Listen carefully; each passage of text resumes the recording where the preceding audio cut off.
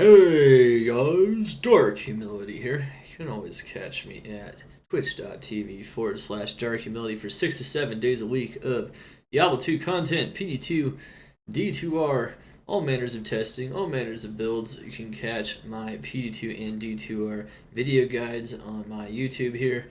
And you can also catch a lot of very high quality written D2R guides on at d2.maxwell.gg.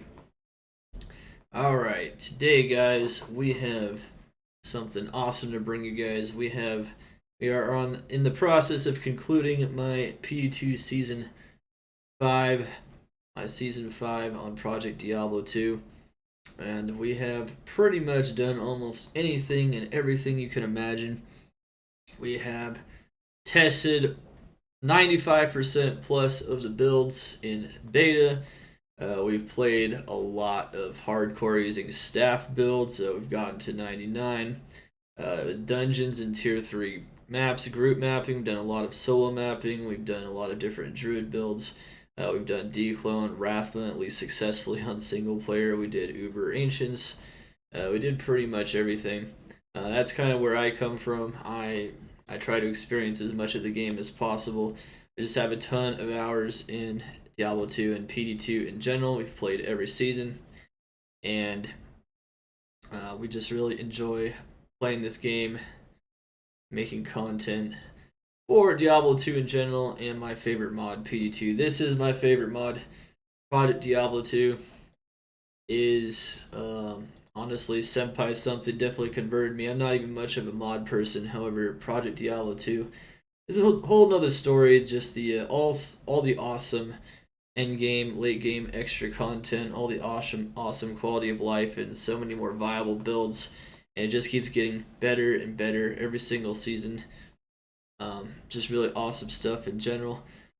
This here is my late game mapping tier list. If you guys didn't see it from earlier on, Project Diablo 2 Season 5, or in case you didn't play Season 5, it has a lot of useful information about Uber builds, starter builds, good tier 3 group mapping or tier 4 group mapping builds, solo dungeon builds, top 10 mapping builds, and of course builds that are just good at late game mapping to different degrees. Our late game mapping tier list, which focuses a lot on rating builds based on their solo mapping capability primarily, but also in terms of other variables as well, such as their budget, how good they can do with group mapping and things of that nature, but primarily mapping speed and capability in the late game. And that informs definitely a lot of our information about what we'd like to see maybe buffed or nerfed in order to bring more builds to parity, in order to increase the amount of build diversity in this mod in general. Before we really get into the meat of it, though, I'd like to give a major shout out and thanks to Senpai Something and his development team on Project Diablo 2 for all the insane work they put into it every season. There are so many changes and so many things that I would like to see every season that actually get implemented every season, in addition to just awesome ideas that I don't even think of. And that no one even in my community thinks of directly, that end up making the game better and better every season. The game every season overall gets more balanced. There's just more quality of life.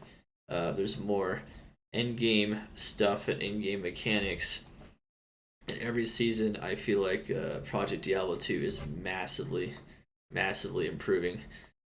What this list here is So what we're going to do today is what we're going to go over is the my improvement change suggestions and ideas for Project Diablo 2 Season 6 and beyond. I've made this video, I think, the last 2 seasons as well, and I always find myself taking out pages of things after so many things get changed every season, and then adding pages more once we find some new ideas. I've also posted this on the PD2 Discord and on the PD2 Reddit as well. And I've scoured the Discord and the Reddit and my own stream, and of course put a lot of ideas of my own based on my own gameplay experiences. In this document here, organized it based on category, and we have another roughly 17 and a half pages almost, or 17 and a third pages of ideas for how to continue to improve the game in the future. I could make so many more pages of things that I think they do well or that they've improved over time that have been amazing changes. However, I'd like to just focus on the ideas that I think that are currently not in the game, or currently things that I think that could be adjusted to make continual improvements, and put them all in one place for you guys to view. I will post a link to this in the description below and in the first pinned comment below on this video. And of course, you can access this as well through my stream and in the other places I mentioned. And you guys can comment below, or give your comment on what you think about some of these ideas, what you think about all of them overall, and what do you know, if you have any other ideas that you think are not being represented, that'd be really good in general. I'm always looking for the best ideas and trying to put the very best ideas into here.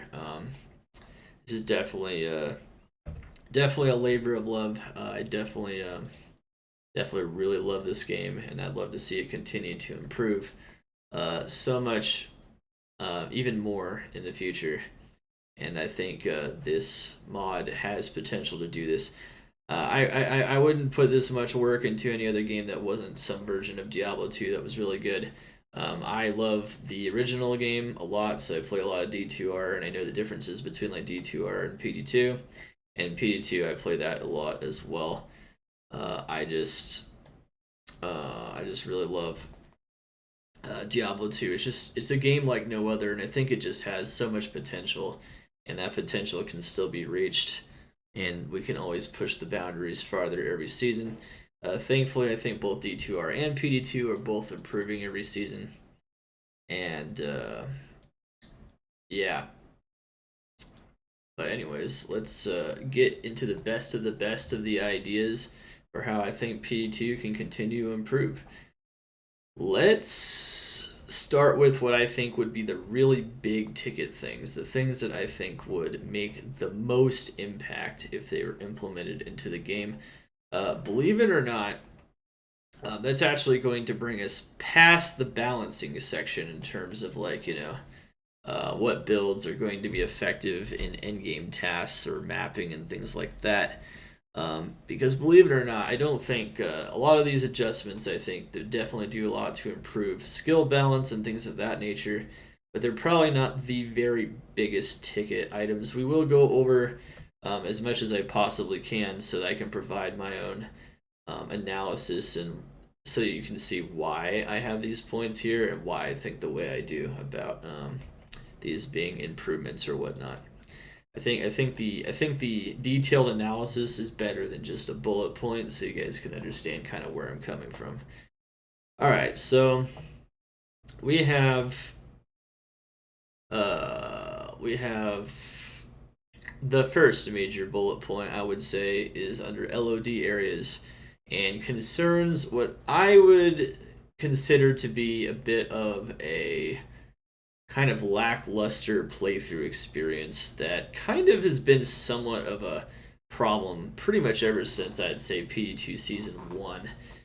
And that is the fact that normal difficulty and nightmare difficulty are essentially flyover areas or flyover content in the game.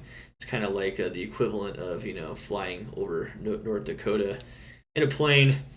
And it's just a flyover state. It's a flyover state, passover state. Nobody actually does anything in those areas. They're just areas to go through on the way to the real content, which is hell and beyond. And I think for a lot of people, that's not really much of a problem because most people just want to get to the end game anyway. They just want to experience the end game and get to those end game builds, especially people that don't have too much time. But when you think about that first playthrough, that first solo playthrough, or like solo playthroughs in general, the game, I'd say, in like D2R, like the actual progression through normal and nightmare might feel a bit more meaningful, and it's maybe a little bit more difficult. because there's players 1 drops, there's not as many items dropping, and the early game skills might not be as strong. On PD2, like the early game skills have been made a lot stronger almost across the board. And on top of the fact that there's players 5 drops, on top of that, just it kind of overwhelms normal and nightmare to some extent, to where it almost feels like it's just a guaranteed. It's just they're paper dragons. You can basically steamroll through normal and nightmare and pretty much effortlessly. Doesn't seem to give much of a reason to use any of those really cool and early game item adjustments either, except for maybe low level dueling in some cases, because you can just play through the game. You get so many items, you get so many charms, they fill up the charm inventory, and you basically just end up with like a ton of power, just so much power early game, just a ton of power, so much power to the extent that it kind of makes it too much of a given that you're just going to push through the area. And so what I have here is some basic suggestions that I think could adjust this without too much difficulty. You can reduce the drop rate of items in P1 to P1 in normal and P3 in nightmare, and then finally get that pairs 5 drops in hell. Of course, and in maps to do that. So you're not drowning in items, and it doesn't feel too easy to gear up and make yourself almost invincible in normal and nightmare. Even on hardcore, it feels really easy just to play through the game, as long as you're just picking up items, IDing them, putting charms in your charm inventory. There's just too much stuff dropping, and that could be a problem here in terms of like how easy it is to pass through these areas. If you want maybe a bit more meaningful of a progression experience.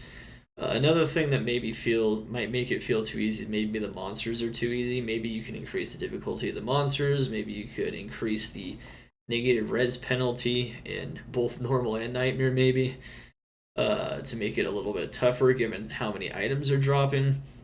Not exactly sure what the solution is exactly, but it definitely feels like, because of some changes in this mod, like I said before, like the charm inventory, the player's 5 drops, really powerful skills in general, that being able to basically, I mean, you can pretty much pass through these areas almost naked anyways, but getting all that gear almost makes it feel too given. And definitely, once you get to hell, it starts to feel like, the game is getting a bit more difficult. Honestly, even early hell though feels a lot easier in PD2 because of so many items just being thrown at you. And maybe reducing this a tiny bit would also encourage things like crafting a bit more, and also encourage maybe caring more about rares and blues and some of those awesome rare and blue changes in PD2, because you're not getting so many items that you're just finding all the set items and all the unique items, and so you actually have to make use of some of those other items that are dropping on the ground. So that could actually have a lot of positive effects, making those early game uniques and sets for twinking a bit more useful and feel a bit more impactful.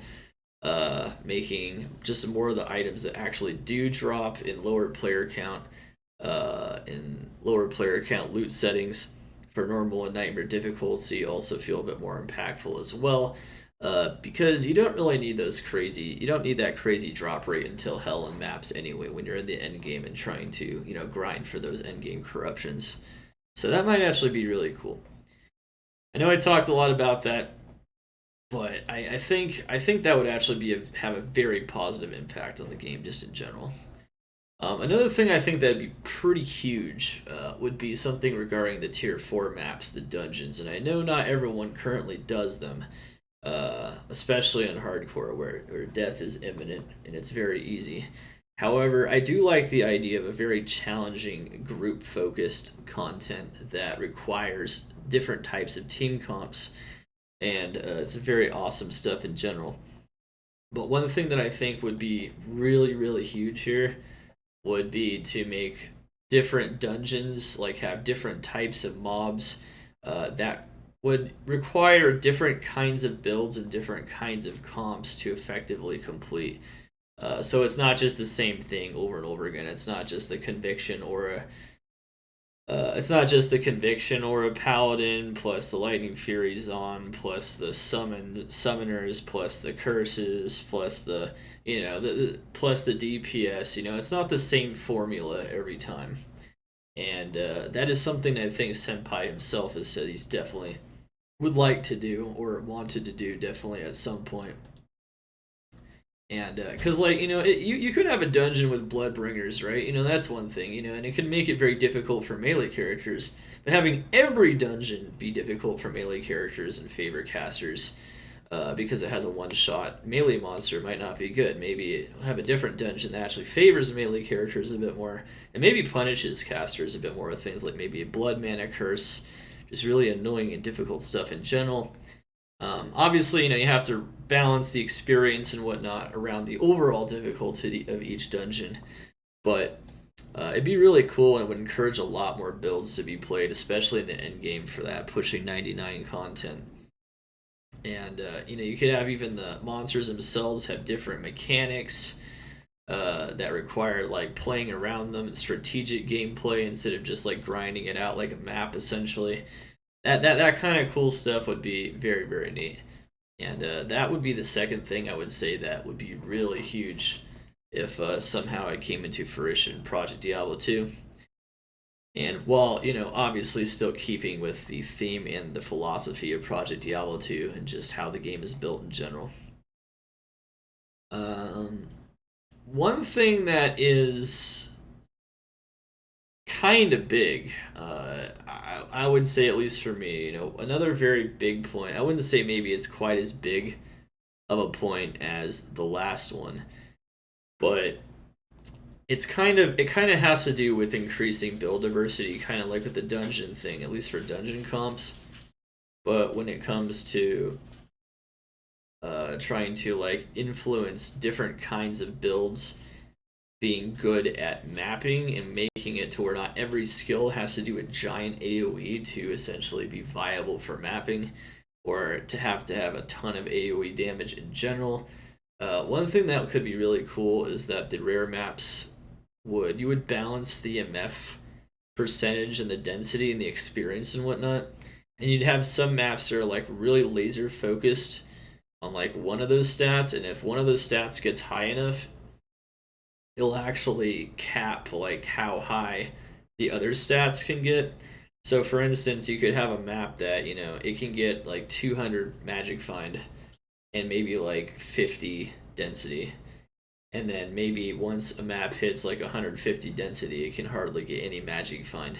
That kind of stuff, so that like, yeah, there's builds that are still very good at clearing density, but there's also builds that can be really good at focused on just like they're not as good at density, but you can reward those builds that aren't as good at density with a lot more magic find by capping various stats depending on how high different stats get, and that kind of stuff. I don't know about experience as much and other things, but yeah, you could also play around with the rarity stat as well. And you could have maps that have the rarity stat. I mean, this is already kind of the case. The rarity stat tends to favor less density, but you can definitely like hone in on that and maybe even have those maps give a ton of MF too. So there could be like heavy MF, heavy rarity stats with really low density and things like that to have a bit more differential experiences in different types of maps and to further to that like cater to different types of builds essentially, and I think that'd be really cool. That's another very good point. That this has to do with like tier 1 to tier 3 maps, and then we have this point. So this is probably gonna be the most controversial of all the things that I think some people don't even view this as a problem. So this is something I personally view as a problem, and definitely other people view it as a problem, including Declone and Wrathma Killers. And I'll kind of try to explain what this problem is, and it has to do with Declone and Rathma and how most players experience this content currently. And I think some kind of major change here would have a very high impact on improving the state of the game. And so, like currently, there's nothing inherently wrong with how it works. However, the current system behind Declone and Rathma doesn't really encourage most people to encourage those to experience those fights at all, and it's kind of just there for like that content is kind of just there for a few, maybe a very small population, which is fine. It's fine that only a small percentage of the population even wants to experience it. However, those fights do drop very mainstream items, and those items are things like Annie and Torch to a lesser extent for people that don't even do the normal Ubers that have been buffed from LOD. But those kinds of base items, everybody wants those items. Everybody wants those items in their build. However, there's a very small percentage of people that are actually doing the content to get those items, and it's creating a very interesting rift. So basically, let's just read it exactly as it is. The experience of the Declone and Rathma fights is detached from the rewards. The vast majority of players hand over their mats to an experienced player willing to invest, or that can procure community investment. In other words, they have a lot of friends willing to give them the items, or they have a stream and people are willing to give them the items. In a highly specialized killing build, they can kill them reliably. In many cases, materials often trade for the reward itself 1-for-1. Yeah, so this means that as long as you have the materials, you basically get the reward. You just got to give your materials to the right person, and you get the reward. Which is how it currently works. At most, require a small fee on top of the materials. The majority of the players appear to have little or no desire or interest in these fights, which is true, based on community polling and what I've seen in Reddit and comments and everything else. It does appear like, this is definitely content for, at most, 10% of the player base. And even consistently, I would say like 2 to 5% of the player base. This leads to a situation where a very tiny minority of the player base basically is monopolizing the rewards and reaping really large rewards by selling these items back and just doing these services constantly, just milling the same service over and over and over again, doing the same, what is supposed to be like capstone content, and just milling it over and over. And is encouraged to only engage in this content. Yeah, why do anything else when you can just get rich just doing one boss over and over? And the vast majority of players simply achieve rewards by acquiring the materials needed for these fights. So yeah, once again, they get the materials, they get the reward, but they don't go through the fight. And actually doing or attempting these fights for one's own rewards is not well incentivized by the current structure. It's just not. It's not at all. It's you get the materials, you might a little bit of extra high runes on top of that, and then you get it. And it's so much simpler just to give your materials to somebody who actually has a build for it to do it. And I don't think it, and then of course the other problem is creating that highly specialized character capable of only succeeding at these fights also doesn't feel like a meaningful experience for most players as well. And so in the current circumstance, you basically just have like a couple people, like on hardcore even, or in softcore, a handful of people that reap all the rewards from this, and then you have everybody getting these endgame rewards without actually experiencing the content, just getting the materials and then getting the rewards as a result. And you have a bunch of people just getting burned out because they just do this content over and over again instead of playing the rest of the game. They can literally just be given these items and they just do this fight over and over again, and that's their PD2 season basically. I don't think this is the best that we can do potentially. I don't think this is the best case scenario.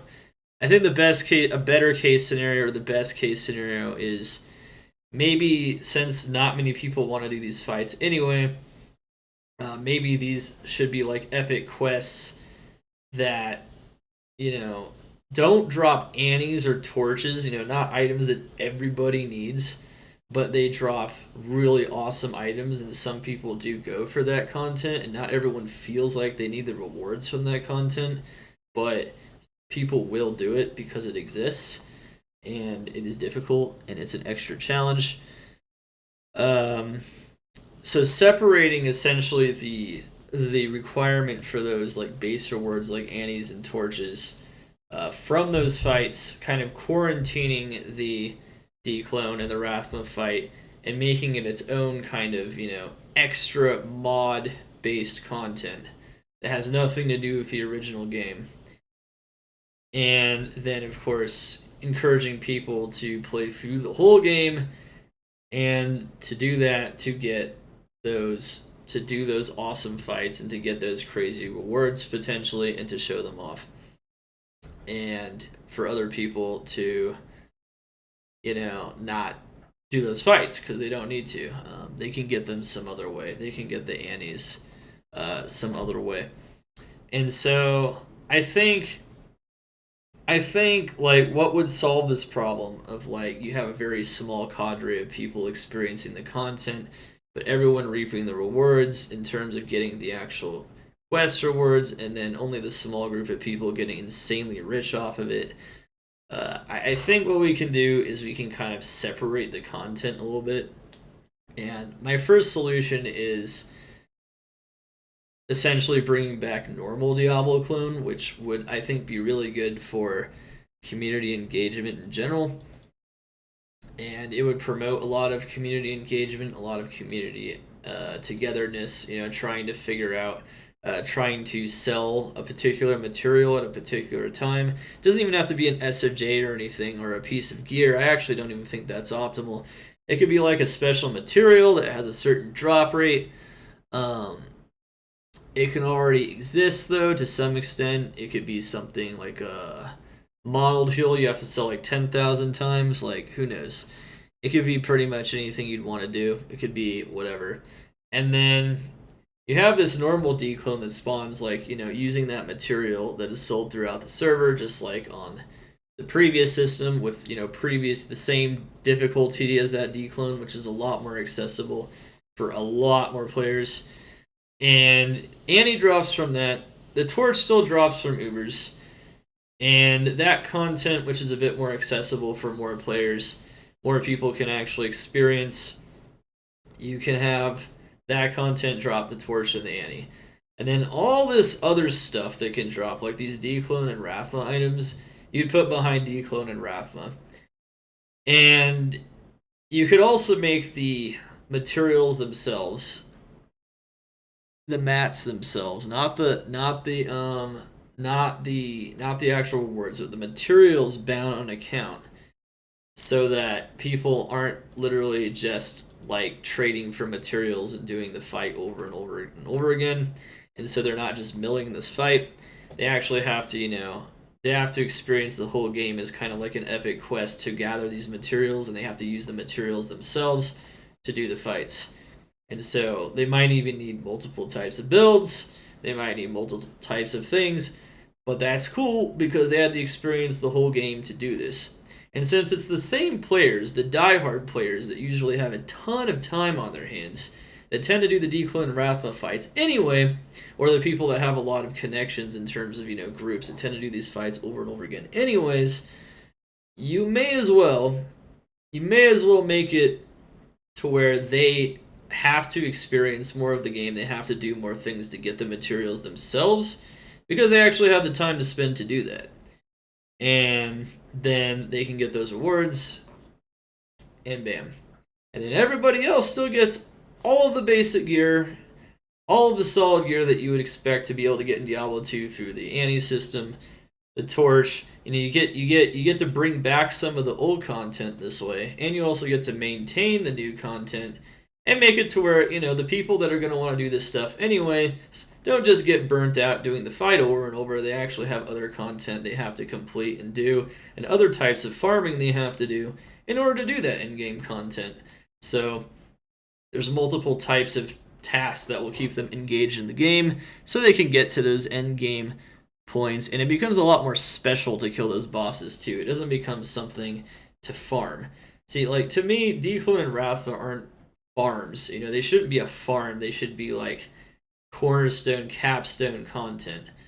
And so it's, in order to bring those kind of away from a farm, I mean, you can still farm them, of course. You just have to farm the materials. You have to actually like make it to where they're not just basically paying for, they're not just like buying the materials, or the people aren't just giving them materials in exchange for the reward on top of maybe an extra hiring amount. And so that way, you know, the people doing them are experiencing more of the content, and then the people that are you know, not doing that content, they can still get the rewards, and they can even still trade for them as well. However, there's easier ways to get the other rewards, and they're not as closely bound to these types of fights. You might even want to like bring the Black Soul Stone like out of the Ubers as well, so that the normal Ubers doesn't have anything to do with Declone. You might want to make the materials a lot more common, because people are gathering them themselves, so just in case that's all they care about is doing that content, they can do it. And they can do it themselves, and they can farm those awesome items. I would also say in this case, with this solution at the very least, that you would probably also want to make the Declone and Rathma items a lot more accessible and drop a lot more often, if not every single time per kill. So it's no longer an Annie that drops from Declone, it would be a Declone item. And every kill. Because now one person can't just take all of the community's materials and farm it over and over again. They have to farm their own materials. That'd be really cool. I think this would solve a lot of problems with killer burnout, people just getting the rewards from Declone and Rathma without doing it really easily, things of that matter, so that the rewards feel more special. People feel like they actually have to do more to do that, and to, of course, bring some more parity back for the average casual player to the Annihilist charm, and to make it to where people aren't so dependent on just a couple people for such a basic item, and the whole community can get behind the dropping of an Annie. I think I think it really accomplishes a lot of things simultaneously, and Solution 1 would definitely do this. Solution 2 suggests making all of the mats bound on account as well. All of the materials, once again, like the Black Soul Stones and things of that nature. The Void Stones. All the Void Stone items except for maybe the Torch. But yeah, just in general, like this solution would just be making them bound an account. It doesn't suggest any changes to the Declone itself, or to making Annie's drop from like a normal Declone system. However, it does kind of enforce the idea of, you know, if you get those rewards, they should be pretty special, and it should take more to get them. And you shouldn't be able to just like farm these bosses ad infinitum. And it's kind of the idea of trying to encourage people to experience the whole game, but also it makes just the rewards from these bosses even more special in general. And you can't just exchange your materials for the reward. You'll actually have to experience the content to get the reward. Some people might consider this idea a little bit elitist, but I mean, I wouldn't say Senpai would be super opposed to something like this, given the current philosophy, which is to make like Declone and Rathma items insanely rare. I mean, currently they're so rare that you can't even get them on hardcore. I think like 4 people have ever gotten one the entirety of Season 5. At least as far as the Declone item goes, and as far as Rathma items go, 0 people have gotten them except for the books. 0. So he I don't think the whole philosophy of the mod is opposed to making very ultra difficult items and making them difficult to get and making it to where only a select few players can get those kinds of items to begin with. Um, However, maybe making it an Annie that is gated behind this content is problematic, which is why, like I said, you can just make Annie drop from normal declone, and then you only make special items drop from the special bosses. Because some people might have a problem with that. You know, the idea that now all of a sudden Annies are super expensive because the declone killers have to gather their own materials, and they'll sell the Annies, but now they're really expensive because they actually have to go through more content to do that. So I definitely get both positions indeed, but you know it in general though, making it to where all you have to do is trade a Vex rune and materials for an Annie is, I don't know. It doesn't feel like you've actually accomplished very much. It doesn't feel very impactful in a lot of cases. It just feels like, oh, well, I can just get an Annie, you know. And if you want to make this ultra hard content, you want to make these ultra hard rewards gated behind that content.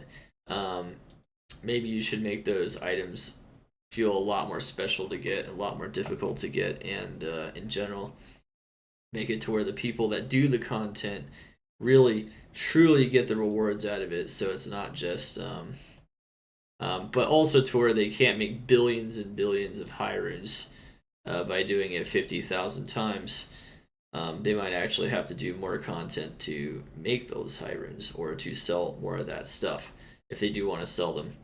So I think it's more of a balancing mechanism than anything. Of course, another very simple way to address this would be to create a solo self-found ladder, because if you create a solo self-found ladder, then you can simply achieve, you can solve a lot of problems all at once by creating a solo self-found ladder. And that would be so the players that don't want to, so that you can distinguish the players that really truly do this content through farming the game themselves from the system where you can just trade or exchange materials for the rewards. And you have the players that don't want to play in that kind of an economic system. You can actually have them play in a different system. That's that works as well, 100%. And of course, there's other ways to address the accessibility of Declone and Rathma items, such as making materials that drop from Declone, Rathma, and dungeon bosses bound on accounts as well. And you can make it to where you get these shards per drop no matter what, and then you combine them in the cube and get a random item. So even if you don't, even if it's not addressed like the whole system with the current system with Annies and whatnot, even if that's not addressed completely, it can definitely be addressed by you could also just address the rarity of the declone items separately. I do consider the rarity to be a bit of a problem. I think it's really, these are really cool items and it's really cool content, but currently it's virtually impossible to get these on hardcore. You don't have enough of an economy to sustain like 300 declone runs. It's just not gonna happen. Like with even with the current system where you're able to trade materials and get the item and reward from it, it's just not gonna happen. And then on softcore, where there is a decent number of these items to some extent, they just feel like they're just really ultra rare. They're very powerful, but the vast majority of people either have to pay like billions of high runes, or you'll never see them at all. And in the case of hardcore, they have zero impact. They have almost zero impact on the game. So I do think by making it to where you can make it to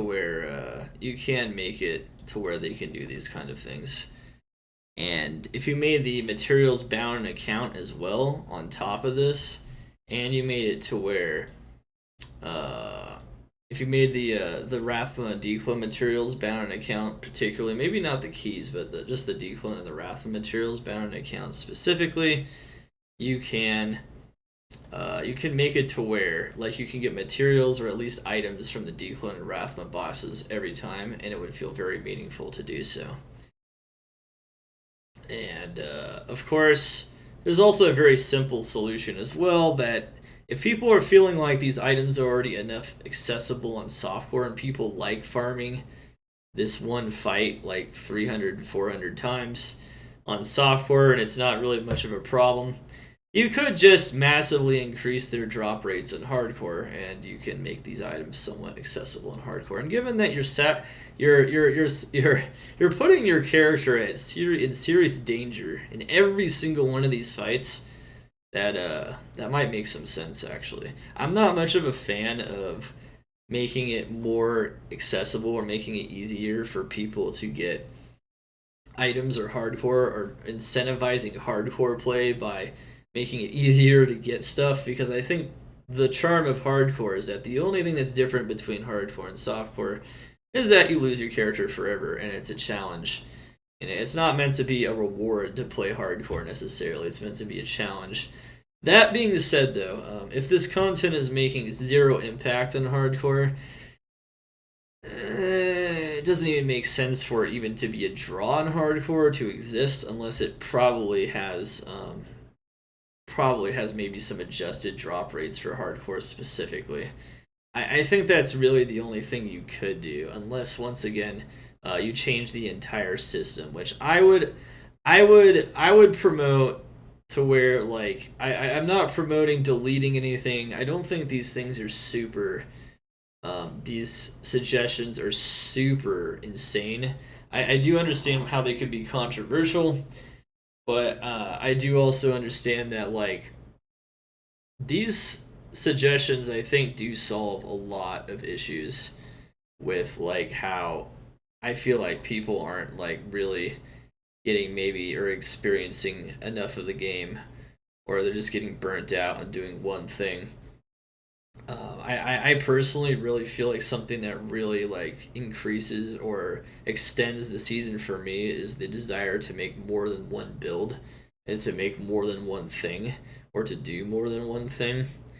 And I think if there was more of a reason to do more than one thing, and there was more of a reason to experience the whole game, and the rewards were really meaningful or became really expensive because they're difficult to get to, I think that would be really cool. And it would encourage people to really achieve these things instead of just kind of cheapening out on it and kind of losing the whole purpose for the existence of these fights in the first place. Now, my favorite solution personally is solution one, because I think it's a good balance between what maybe the casual players and maybe more experienced players would want, which is that the casual players still get the Torch and the Annihilus Charm are not particularly super insanely difficult to get. The Annie all of a sudden becomes easier to get, so now all of a sudden this really choice item that every single build uses isn't monopolized by like 3 people on hardcore, or maybe 20 at best on softcore. And I think that would do a lot to make this item that is such a cornerstone of every build more accessible. And then it also, of course, leaves those really insane fights in there. This median Excel style content in there, and it has these special items that people can achieve. And it's okay that these special items would not be very easy to get. It would require gathering the materials themselves and farming these bosses. And they can farm them as long as they keep farming the materials for them. It's just that it's okay if they're super expensive and difficult. Those items essentially become trophies, but they also become realistically obtainable trophies because their drop rates are guaranteed, or there's some kind of shard mat or something that makes it to where, it's an epic quest. I gotta complete all kinds of tasks in the entire game. Normal Ubers maybe, LOD content, and mapping. And I gotta farm up these materials, which drop at relatively, they relatively have a similar difficulty to gather. And then I do it. They can be a lot easier to gather than now because you're not able to trade for them, especially in terms of like maybe black soulstones or something like that. But the rest of them are probably pretty easy to get. But you can do this just in general. And then you kind of just encourage people to really go for these really crazy rare items because there's actually a reasonable chance or there's a guaranteed chance you can get them after doing all of this yourself. And I think making different builds, doing different things within the mod every season, and encouraging that kind of process would definitely help extend the length of the season. So yeah, we talked a lot about that one. There's a good reason why we talked a lot about that one. I feel like it would be really good. I feel like it'd be really good. I think the status quo is not optimal. It's workable. It's been workable. I think it's okay. It's definitely not something that I think is super optimal though. It feels kind of janky. It feels like you're not really earning the rewards in the case of the person just gathering the materials or kind of just exchanging the materials and almost getting the reward for free. In the case of the other people, just the people just gathering the materials, it kind of feels like a farm. It feels like you're farming something that shouldn't be a farm. So where you're just doing it over and over. You're not taking breaks to do any other content. You're just trying to see where and how you can obtain the materials in the trade site instead of actually playing the game, and or on the Discord and whatnot. And I think this would do just a lot for people playing more of the game and increasing the meaningfulness of a lot of those types of rewards just in general. I don't know how difficult some of these things might be to implement, but it is what it is, though. Another thing that I have mentioned in previous seasons that is still unfortunately an issue, and this is one of the things that I think it's probably been for me the most persistent issue that I have, or the most persistent feedback that I've been giving in Project Diablo 2, season after season, that unlike a lot of things that I feel like get addressed like that, or a lot of really cool implementations that I suggest is just get implemented just like that, this is one of those things that I feel like has kind of plagued this mod. Maybe somewhat similarly to Declone, but maybe even more so. It's definitely, I think this is one of those things that can get really frustrating and is something that is still kind of an issue. Maybe I'd say this problem probably peaked though in season 2 or season 3 when jaw runes were practically worthless, but there's still a huge disparity between like a jaw rune and a burr rune. And when you play the original game, one thing that feels really good is the fact that jaw runes might trade slightly over or slightly under a burr rune, or about the same at various points in a season. And different runes just in general, like even low rune, have a ton of value. They're similar to like a Sur, which is half of a burr instead of being worth a lot less than half of a burr. And those runes, you can find a lot of sick runes, and it feels exciting to find a lot of different runes. One of the issues here is that like finding a Sur or a burr rune is just disproportionately awesome, and it's only 2 runes out of like all the runes you can find, and every other rune you find is kind of like, well, that's a really awesome rune, but it takes like 3 low runes to make a burr rune, which is nuts. Like in the original game, I mean, it'd take 2 at most. And it really hurts like when your RNG just happens to be bad. You're not getting any Sur burr runes. Let's say you're getting a lot of jaws. Yeah, it's not really helping your progression, even though you're finding these really rare, what should be very useful runes. My solution to this is pretty simple.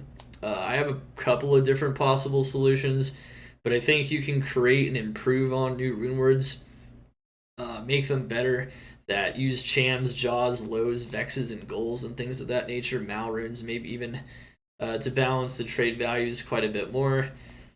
You can make new conviction aura rune words, 2-handed ones that are used by mercenaries, so that different mercenaries can even use conviction itself. Of course, you can have different items that provide negative enemy res, but maybe even having different types of infinities wouldn't even be that bad of an idea. I've definitely said this before. And just in general, I'd say a really big thing as well with this is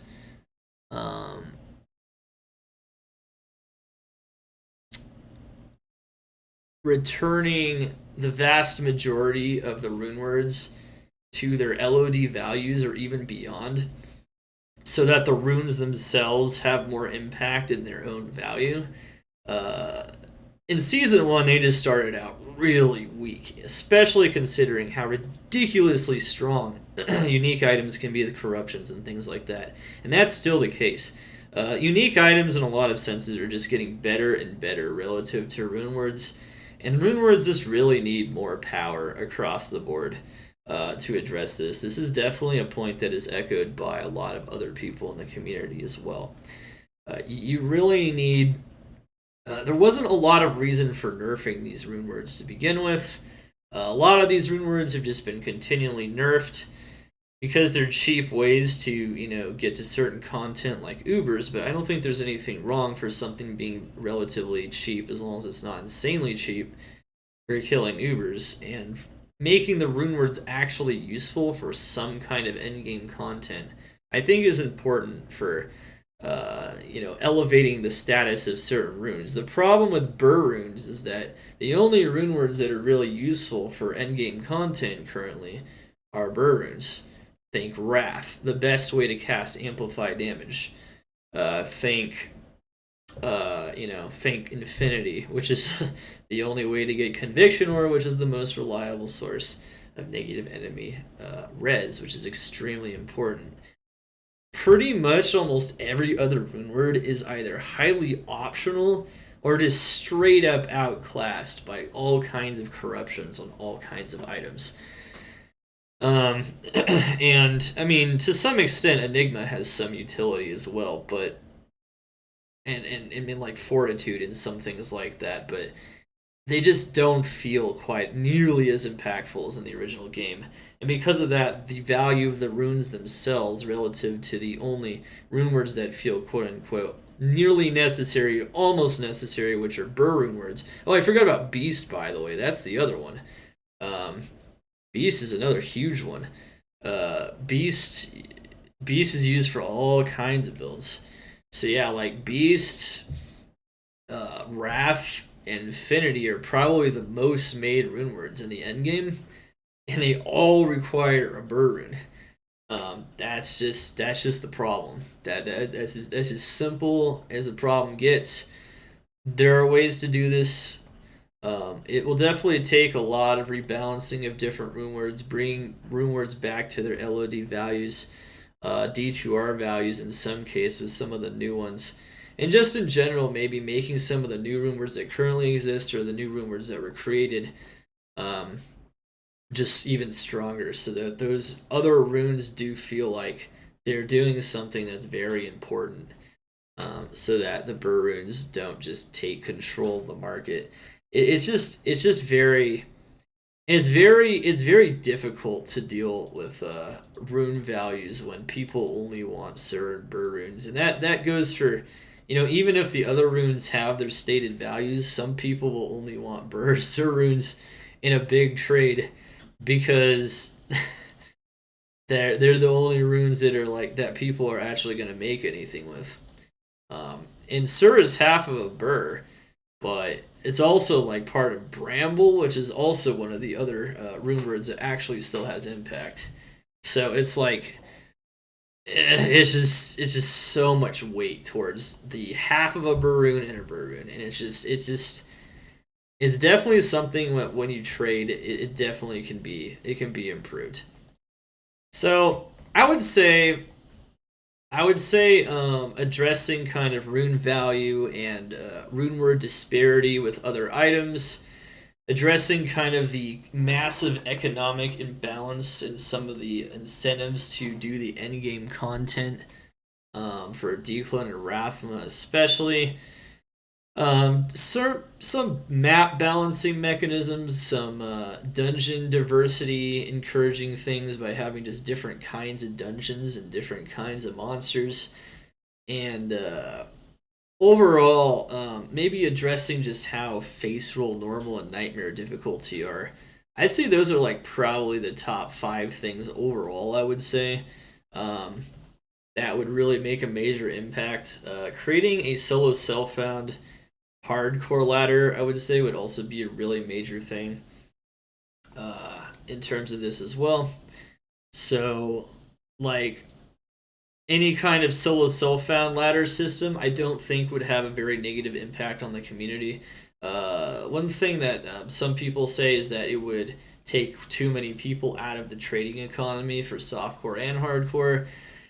But most people don't have the time to really invest in solo self found. I think this is something that certain players would just enjoy a lot more as having a ladder and some reason to compete if they do have that time. And I would say maximum 5% of the player base would even play this because most people enjoy trading. Um, I I think this would be big though. If this is easy to implement in any form, if you could just create a separate ladder. I didn't think shared stash and non-ladder would happen in season five, but they did. But if you, I'd say there'd be a very happy small minority of the community though, for this. Maybe at least a lot of the community to try over different seasons as they think, you know what, I'm gonna do solo self found this time. It's just it'd make for a very interesting way to play the game, especially given just how much potential there is for this game in solo self found because of how many things there are to do. I think it creates a very positive way to play the game, and for the people that have the time to actually do it, and it definitely show the game in the very best light, and would show it for it probably bring it to its fullest potential. I really do feel like solo self found brings games to their fullest potential in a lot of cases, and I think for PD2 it is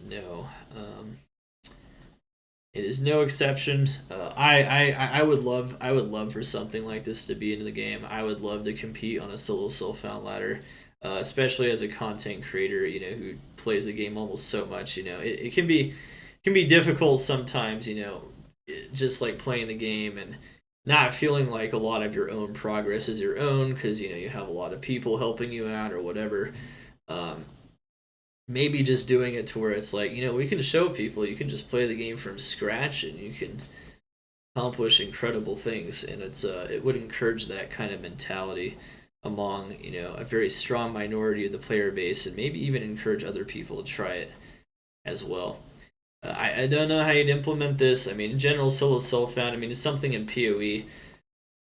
It also doesn't take over PoE, so also a very small percentage of the player base in PoE also plays solo self found. So this is definitely something that a lot of people I think want, but also the vast majority wouldn't actually play, which is fine because that's good for their economy and whatnot. It wouldn't negatively impact it very much, and I don't know. Maybe just make it to where they can't create, they can't join other people's games, and then voila, they mark it on their character. They can't join other games. They mark whether it's hardcore or softcore, and then they're put on a different ladder and has the same rewards and things like that as the other modes. And also, it would also make a space where it's getting like Wrathma and Declone rewards isn't just a matter of like friends giving you gear usually, because that's kind of what it is usually in the very beginning, or like chatters or your stream giving you gear uh, in order to just like kill it first and whatnot. It's not. It doesn't just give huge advantages to well connected players. It would also give advantages to players that are not as well connected, but want to compete in the game and are very serious about competition. So that's. I think that would be pretty big too. Very, very big stuff in general. Um, I guess in the bugs section, so number seven, I would say it. One thing that I think so every once in a while, there's definitely something I think overall every season gets significantly better. However, I think one thing that kind of got a bit worse in season five is that there's been these intermittent server crashes, which have resulted in rollbacks. throughout the entire season, no matter how many people are on it. It seems to be some kind of bug causing it, but that's definitely something that is definitely negatively impacts a lot of people's experience in the season. Hopefully that is addressed by season 6. I definitely know that it was definitely pretty frustrating to lose a lot of maps and even Ubers in some cases. I lost some Ubers, lost some maps. It's just one of those frustrations that um, it can be hard to pin down some of these bugs, though I do realize, and hopefully they do get addressed though. Uh, I should go without saying in the top 10 though. The site or the trade site. Enough said, really. I'd say this has always been the biggest Achilles heel of this mod, and it's unfortunate that they've tried to find the right people. They have tried to find the right people to make these awesome trade site implementations. To make these API, these armories, these API-based trade systems that just read your character files and your stash files and things like that, and you can just post the stash file, and you can just it's just really easy to post what you have for trade. And that's how it works on other mods, and other mods have done it, and it's definitely it's definitely proven to be one of the biggest plagues on Project Diablo 2 is not having a solid trade site. It feels pretty janky. Doesn't feel like it's easy to really post your stuff. A lot of people end up using other things like the Discord instead because it's difficult, which leads to the community being fragmented. It's just made trading like really difficult, and hopefully in season 6 we finally are able to get it. I know they felt like they were pretty close to launching it in season 5, so I think in season 6 there's a good hope for that. Definitely good hope for that indeed. And yeah, it's just a lot of stuff. I'd say another big one, so like number 9, I would say in terms of my top 10 here. Uh, Things that I think could make a really positive impact on the mod is the current really stupid bricks that happen.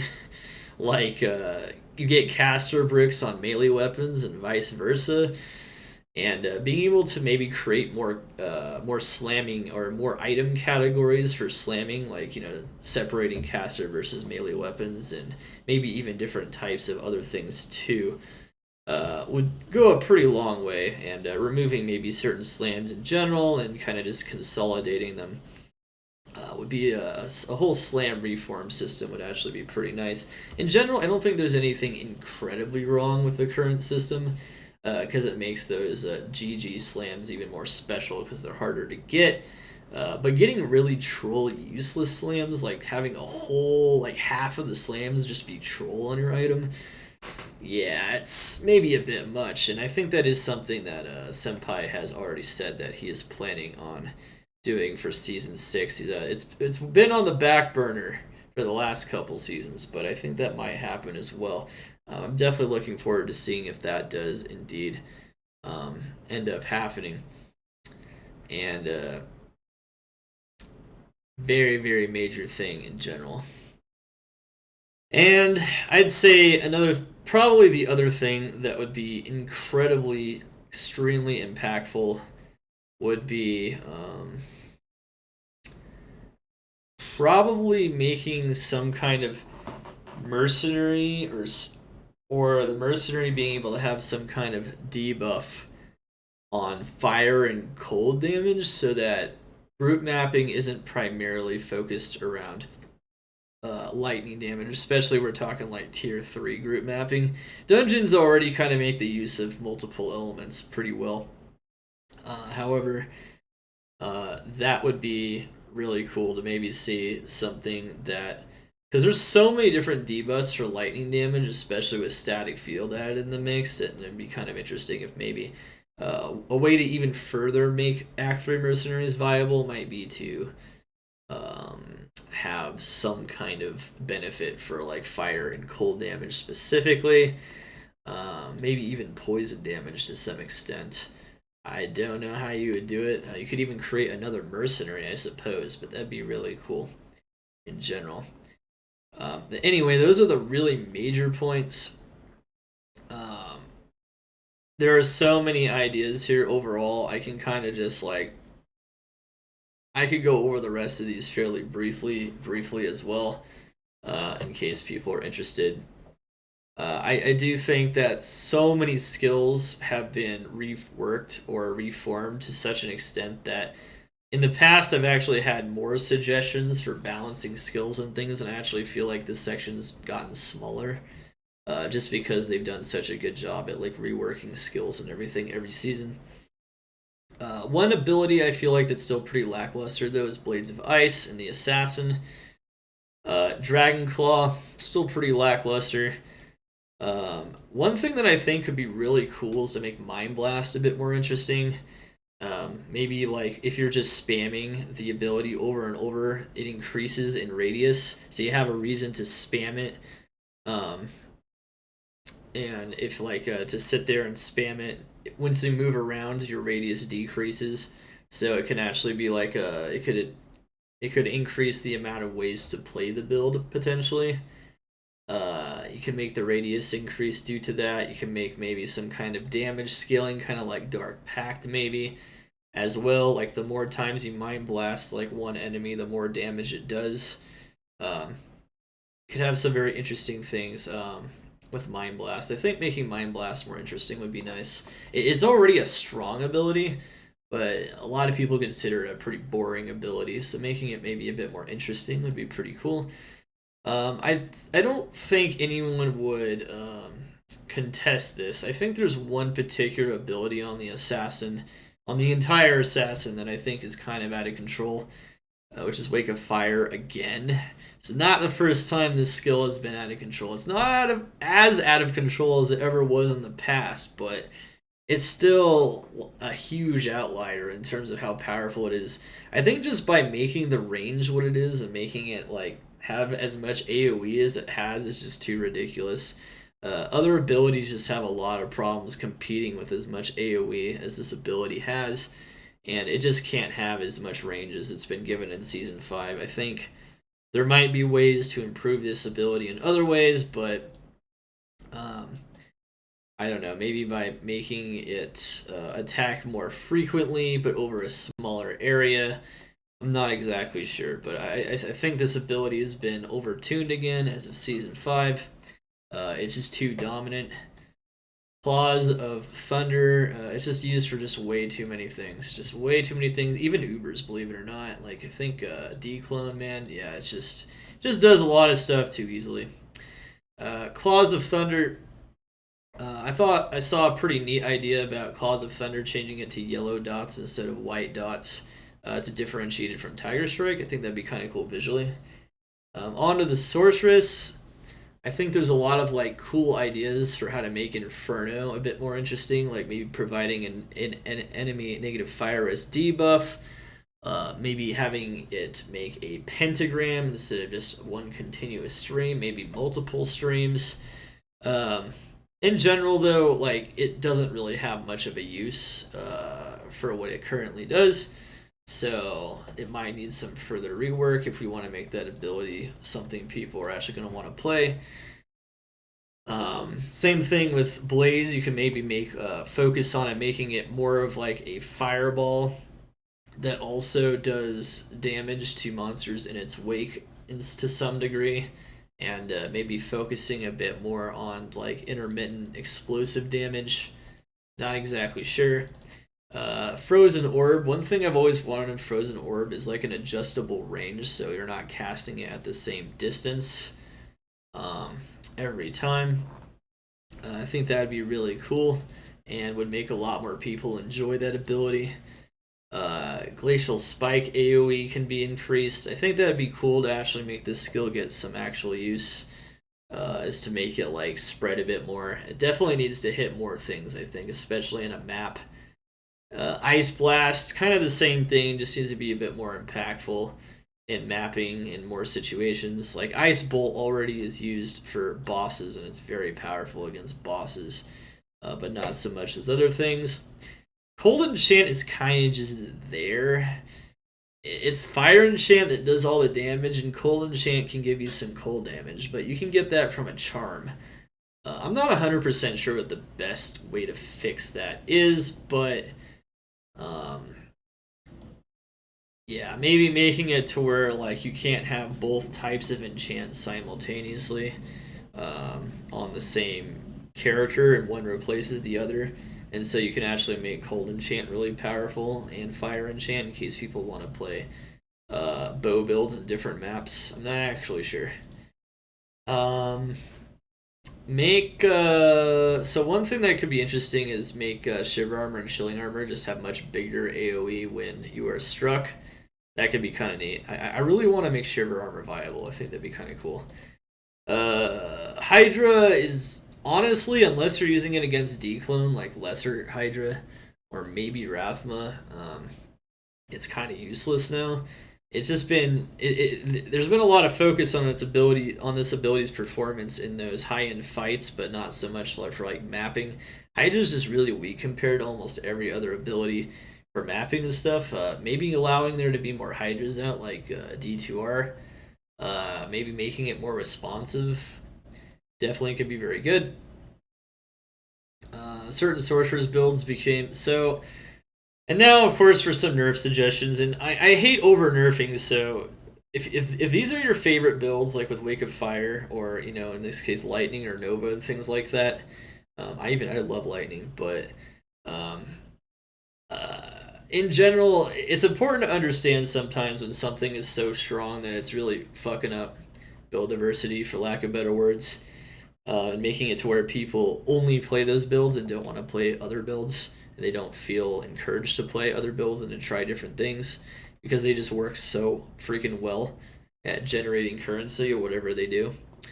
Um, so it's like it's not meant to punish people that like playing those builds. It's meant as a way to encourage the playing of lots more builds, except for those. It's not meant to over nerf them. One thing I didn't like how, like for instance, Death Sentry was nerfed so hard that it became garbage. Like you literally couldn't use it for any purpose at all. Now it actually can be used in group mapping, and it actually does something again in Season 5. Finally. That's awesome. But one thing that I think is I don't like how when things get over nerfs. So when I suggest nerfs, they're usually smaller nerfs, and they got to be very targeted, and they got to be very careful, and they have to be tested. Like Wake of Fire, yeah, it is clearly overtuned, but it's important not to make it useless again, or to where no one will play the build. You still want people to want to play the build, but you don't want to make it useless. Of course, when people are often comparing the build to something that was absurdly strong, which is too strong, people will often think that. So, yeah, I don't know. I do think, though, Nova builds they've become safer this season because now you have all these energy options, like with Cyclone Armor and stuff, and you have just more ways to mitigate risk in general. They're just really, really strong. They're the most overwhelming builds in terms of overall power output, and I think it wouldn't hurt them if somehow their effect was reduced somewhat. Was reduced. I don't know how you go about this, but they're definitely too powerful still. To the point to where most people are going towards them in the end game. Certain builds like Ice Barrage and Lightning can also become a bit overwhelming, maybe due to Season 5 itemization, though. And once again, that's at the very high end of the spectrum. It just creates a situation where for end game builds, these are the only builds that like people really want to go towards, and some item adjustments or some skill damage adjustments might be in order there, but nothing too drastic, I would say. Measured nerfs. All right. And then one thing that I felt honestly for the longest time is that Ravens are just too effing strong. They're just too faithful. You go Ravens from the very beginning of the game. They clear normal for you. They kill Uber bosses. They're untargetable. You get some ravens out, they do the damage for you, and then you can kind of just run around in circles. They're pretty insane. I think maybe putting a bit more power maybe into the other summons, and then maybe like nerfing ravens a bit and making. I think there's a reason why, like for instance, originally, like even in LOD, they were more for utility. It's because they're untargetable. They're just really strong. They make that build overwhelming, especially versus bosses, and I think I think returning some or taking some of that extra power out of the Ravens wouldn't be too bad of an idea, and maybe putting some more power into the bear cleave and things of that nature could also be interesting. I'm not sure, but I don't know. I think Druid Summon is also one of those builds. It's kind of like overall too dominant maybe throughout like too many stages of the game, and it could definitely be like scaled back in some ways, or at least changed to be made a bit more interesting or dynamic in terms of the actual gameplay. There's definitely things that you could do with Thorns, which is something I suggest further down. Poison Creeper has its own synergies.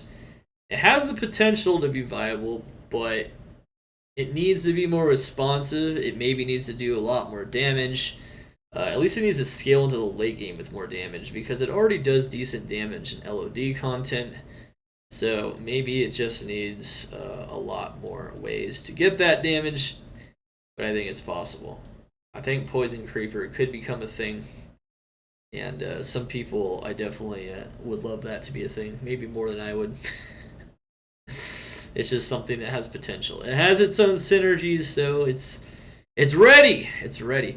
Slightly increase rabies infection capability. So sometimes when a monster dies, the rabies doesn't spread properly. That's kind of what this is getting at. Is like maybe a dead body can spread the rabies a bit easier. In general, rabies does tons of damage. It is perfectly viable already. It's very strong. It's already a high-end skill. I don't think it's broken, but it's a high-end skill already.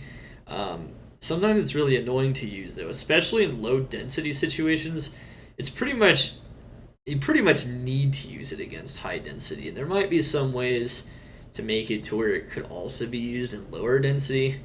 Of course, it's not terrible where it's at currently, because you can just roll maps at high density and boom, you got it. One thing that still feels kind of bad is the global cooldowns on the Druid. I'd say the global cooldowns on the Druid are probably the most annoying. To some extent, this is also an issue on the Assassin, but for the Druid, like the fire skills, it feels better to actually play the Fire Druid currently on D2R, because they just removed global cooldowns, and they made it easier to chain abilities and things like that. And while there are some that are based on FCR and whatnot, it does make it really hard, or it makes it feel very hard to use different abilities on the Fire Druid. Sometimes you just feel like you have to just use one ability and stick to it, because otherwise it's just too difficult to use multiple abilities. So yeah, it still feels kind of clunky. I think the reduction of clunkiness of the Fire Druid is definitely something that can still happen. I know I always get so much flack for this. I think I probably get the most hate for suggesting this nerf every time. However, I'm going to do it again. I'm sorry. It's broke. It's broke. And there's nothing you can say about it. I have all the video proof on my YouTube that you could possibly need. I have, from every season, mind you, including this one, in the beta testing, after all the changes were made to it, it's just too ridiculous. It's just too ridiculous. Too much sustain, too much damage, too much range, too many bounces. It breaks the game. It just breaks the game. And I know this is so many people's favorite build, because this is how they get started. This is their easy mode power build that they can pretty much beat the game with almost naked. But something's got to give, man. If you want other builds to be played and other builds to have some more viability, like it can't be that strong. It's just way too strong at everything, at every type of content, and at every point in the game. I really do feel like this is definitely something that can be improved quite a bit. Throwbarb is just too strong, man. It's just too strong. You don't even need very good weapons, and once you get really good weapons, the game's just broke. It's just dead. Some people might think I'm biased against this build, but I'm really not. Like, I've never seen. Anytime you get a good throwing weapon, it's worth so much more than like any other kind of weapon or like any kind of anything, pretty much. And it's because so many people are just playing the throwbarb. But it's kind of like trap sin, right? You know, just because everyone's playing it, it's being exploited, doesn't mean it's healthy for the game. I think we just need to make it more mechanically healthy, a little bit more balanced and in line with other builds, and it won't, take over early, mid, and end game quite as much as it does. Warcry, I do think is a little too strong, especially late game. It's just really ridiculous. You can just plow through crazy amounts of monsters. It's the ultimate physical Nova. It's kind of like Lightning and Cold Nova. It's the same thing, but in this case, you don't have to worry about any immunities almost whatsoever. Yeah, it's just ridiculously strong. If you've ever played like a Warcry Barb with like tons of FCR skills, Enigma, it's crazy. It's crazy, and it has so much survivability. I think it might be a little bit overtuned. I don't think it's as overtuned as Throwbarb, but it's close. And I do think maybe you could take a tiny bit of power out of it. I wouldn't take a lot because I don't feel like this is one of those builds that is routinely abused. However, it is abused enough, especially in certain areas. I think it can be adjusted slightly. There is Grimward. I still don't feel like this skill is used enough. I do think that it could be improved a bit so people use it even more often, maybe having a bit more impact. Don't know exactly. Frenzy and Double Swing, I really feel like is getting there. It either needs like more splash damage or more itemization that can increase splash damage. I actually suggest something like Steel Rend have something like that. I feel like it's very close. It's getting there. It's getting close. It's already strong versus bosses, but I feel like it's getting there. It's so close, man. It's so close. And then I don't know. Concentrate's just kind of in a weird spot. Like you can use it, but I'm not exactly sure. It doesn't do that much, except outside of maybe PvP. Still great for that. It had a bit more of a purpose, I would have said, in D2R. So that one, or just in the original game, in terms of like killing monsters that were magic immune, maybe on a Zerk Barb, or just having a really strong physical version of the Berserk Barb to do different areas. PvP definitely pretty dominant there as well. I don't know. I feel like it's lacking kind of a purpose still, and I do think shout defense scaling could definitely be something that could be really good. I think shout maybe doesn't scale enough for what it does, so people will never put more than 1 point into it. I do think it could be competitive potentially. And then Fine Potion should definitely. I think Fine Potion could have a bit more utility as well. And then Battle Cry's duration getting nerfed this season kind of. I understand why it happened, especially for like the Declone and Rathma stuff. However, However, I do think if a barb is willing to put more than 1 point into battle cry, I do think maybe the duration should scale a bit, so that you actually reward like putting more hard points instead of just having.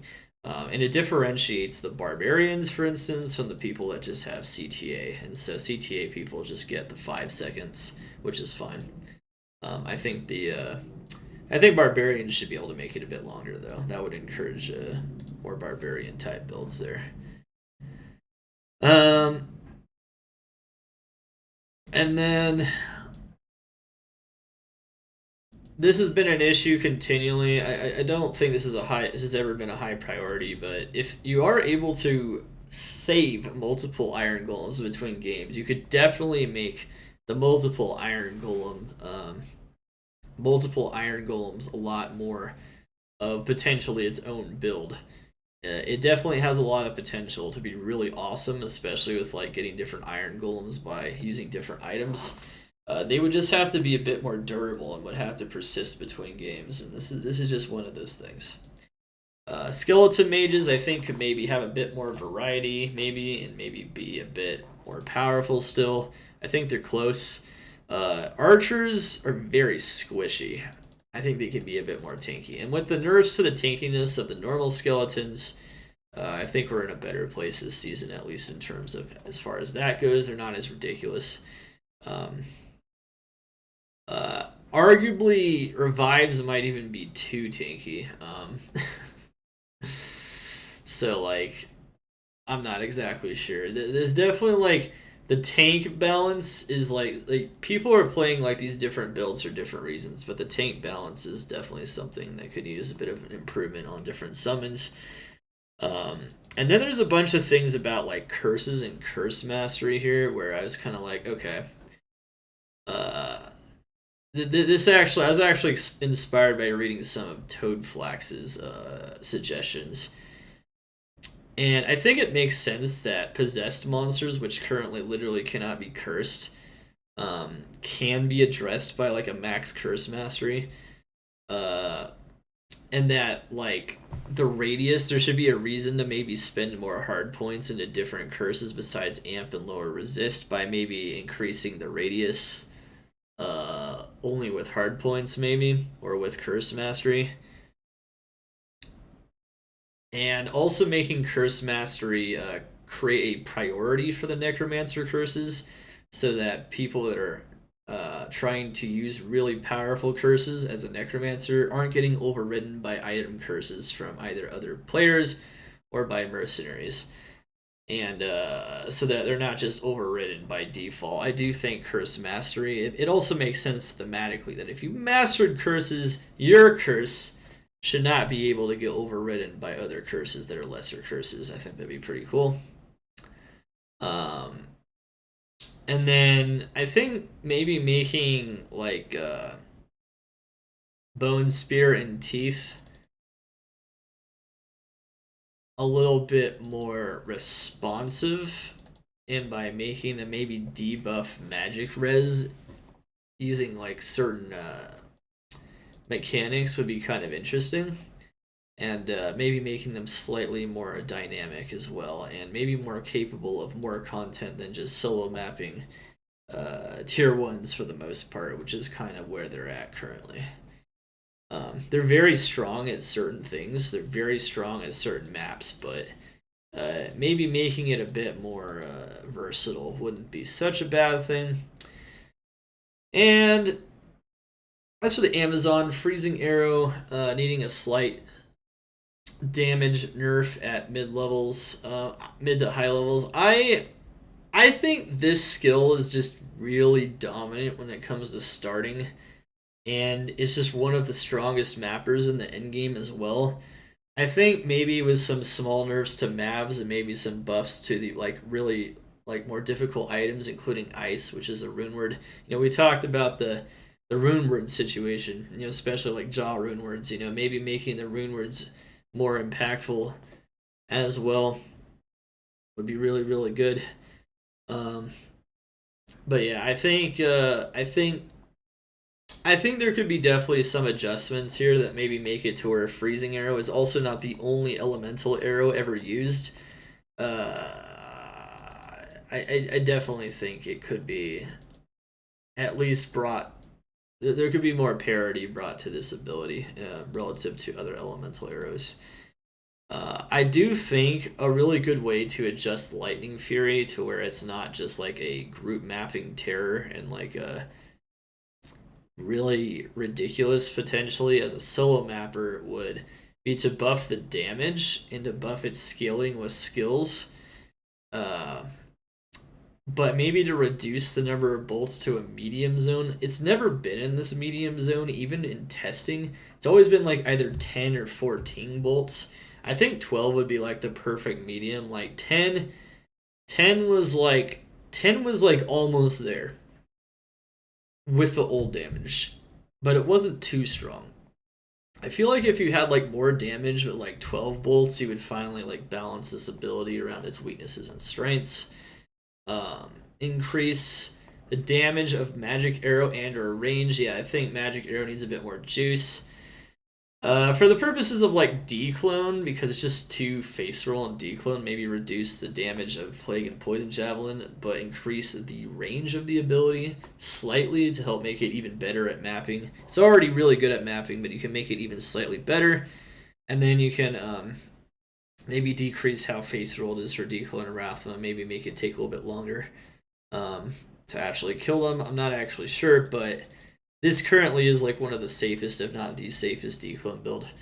And it's by maybe a bit too much of a margin. Lightning Strike could use a boost at higher levels. I think that Lightning Strike is just way overshadowed by Lightning Fury, and that could be offset a tiny bit.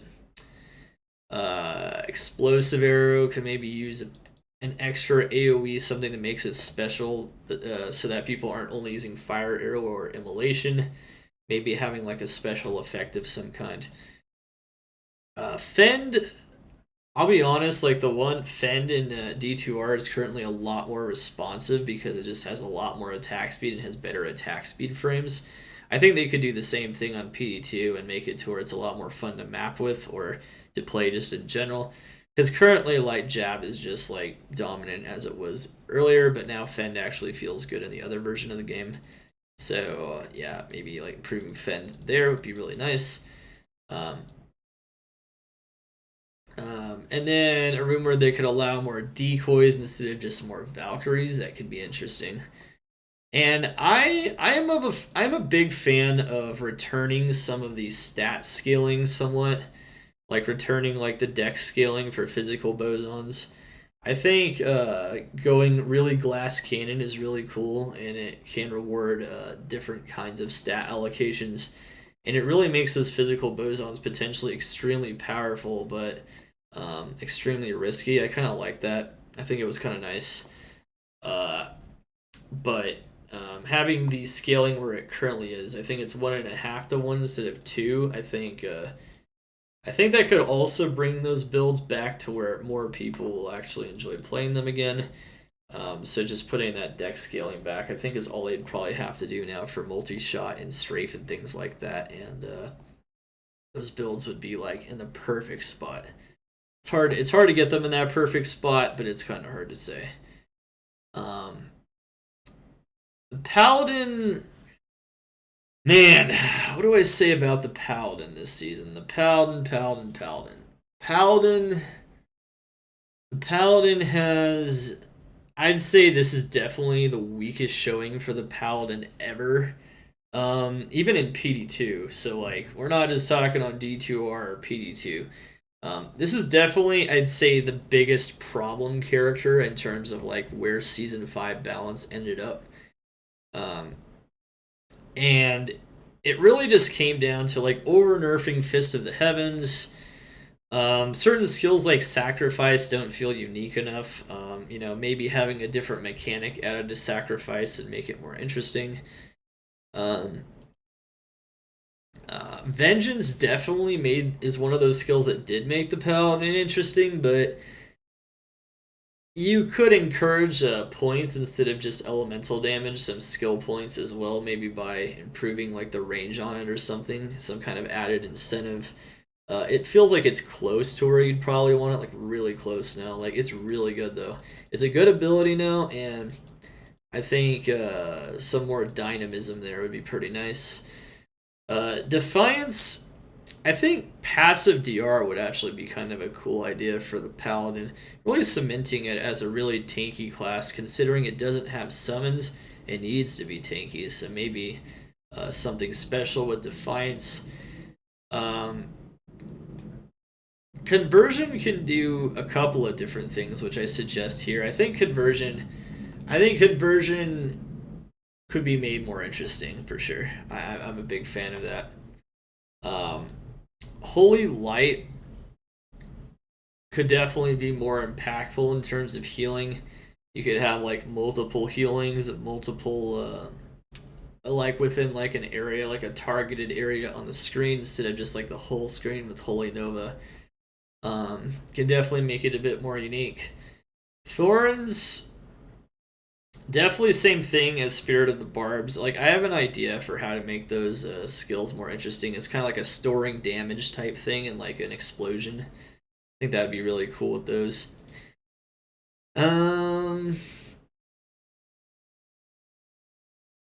I think the various elemental resist auras could be slightly increased. I feel like maybe they were over nerfed. I feel like people don't really feel like they're impactful enough anymore.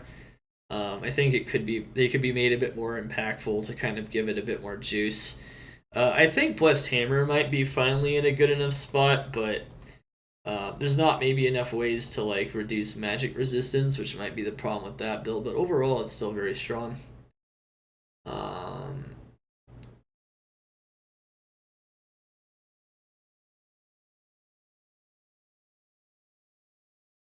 And then like maybe making like different elemental damage having a bit more difference than just doing different kinds of damage, like when you charge with them and whatnot. Like you can just like make Holy Fire maybe do intermittent explosions. Holy Shock can have more movement speed. Holy Freeze can actually like freeze enemies instead of just chill them. Like there could be some very interesting interactions depending on like how close you are to monsters. It's definitely something I've always thought they could even add to the D2R versions of these as well, but that's not something that was ever done. Sanctuary Aura, I feel like should reduce or maybe even be the only way to remove magic immunities. That would actually make it unique and make it to where people use it on items and on the Paladin itself a bit more. Giving it some unique functionality would be nice. Blessed Aim can use a buff or rework. Yeah, I just feel like it just doesn't really do much as a skill. I don't know. Maybe it doesn't only do attack rating at the end of the day. Maybe there's something else it does. Maybe it's like a balance between damage and attack ratings. So there's like not just damage auras, but there's also that one as well. I don't actually know. And then I would say like giving charge an extra damage boost for like certain types of weapons, or like an AOE like when you finish a charge. That'd be pretty cool. Some extra like splash through when you finish a charge. Be kind of neat. Kind of neat to see that potentially. Charging being used for mapping a bit more often. And I would say this is the weakest season ever for Zeal, which is kind of sad for me because I really love Zeal, and I know there's a lot of people that really love Zeal. There's not a lot of good itemizations now, though, for Zeal, though, and it's just so much weaker compared to just so many other physical builds now. I think it could mostly be rectified by changing some items. Definitely a little bit. I don't know if, like, maybe increasing the responsiveness even more is possible, but I think Zeal it's one of those things that I think itemization is really big on. And yeah, it's in previous seasons it was almost a too dominant approach, you can argue, but now it doesn't have any good items. Like Death is gone. Death is too weak in most situations. Exile doesn't have amplified damage anymore. There's just too many things like Stone Crusher is crap. No, just well, it's not crap for Whirlwind, but it's kind of crap for Zeal. So it's like, yeah, it's just a tough situation for Zeal in this season for sure. And then of course we have. So we went over pretty much all of what I thought would be pretty good for like build changes, pretty much for the most part. Maps and dungeons, we went over this in the top 10. The thing about the encouraging diversity of dungeon comps by having different kinds of dungeons with different kinds of monsters, or at least different kinds of mechanics that are embedded into the dungeon. So that'd be really cool. And then, of course, we have a lot more basic suggestions. Of course, besides balancing the maps as well for different types of builds. And encouraging different kinds of builds by limiting different stats. This one would be, so I think improving the loot tables of dungeon bosses. They've been improved, but they're not improved enough. These are bosses you're not able to do all the time. They're very special, and killing them should feel a bit more special than normal. They should have really good loot tables, like really good loot tables. I don't think they should be loot tables that are akin to killing a map boss, or even like kind of like a souped up Bale slightly, or like Mephisto slightly. No, they should be really good loot tables. You put a lot of effort into making that dungeon, into braving that dungeon, and to getting the comp for the dungeon. They should be pretty good. Synthetic one should be reworked so that it isn't as reliant on attacks and one shot. Yeah, he's still too one shotty. Honestly, I feel like he should have there should be maybe a bit more to him, but he maybe just does too much damage. And the other bosses feel okay now. I think this boss just feels like you just can't do too much about the damage in a lot of cases, and it's just too overwhelming. Even though it's been nerfed somewhat, it still maybe is the case. I think certain stats like open wounds, maybe even the negative, maybe even the negative cast rate stat as well, which is something you get from slamming a map. I feel like some really annoying stats like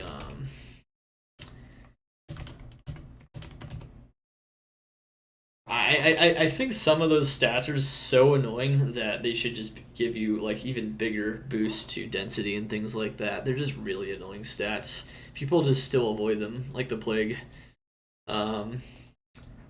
Still very, very, very, very annoying stats just in general. Fall of Chaldeum, still not in a great place. People just don't run this map, and it's because the blizzard damage is probably too high on Hierophants. It's just really annoying, and honestly, it's not even worth it experience-wise still, so it's still not competitive with other maps. Lost Temple is still kind of in the same spot, but it's getting close. It's closer than Fall of Chaldeum is, I would say. It really is a shame because it's such a beautiful map, but it's really hard to run solo or in a group, honestly. Lost Temple is getting there. I'd say it's pretty close, but it still maybe needs a bit more experience in some sense. Area Battlefield could use more density. I would say that's the main problem with that one. It's just lacking density compared to other maps. At least like base density. The base density on the map. Kyrgyzstan Market, our auto map is plagued with too many trees. Yeah, you can't see anything if you turn on the auto map for that map. Blood Moon's boss doesn't do enough damage for a tier 3.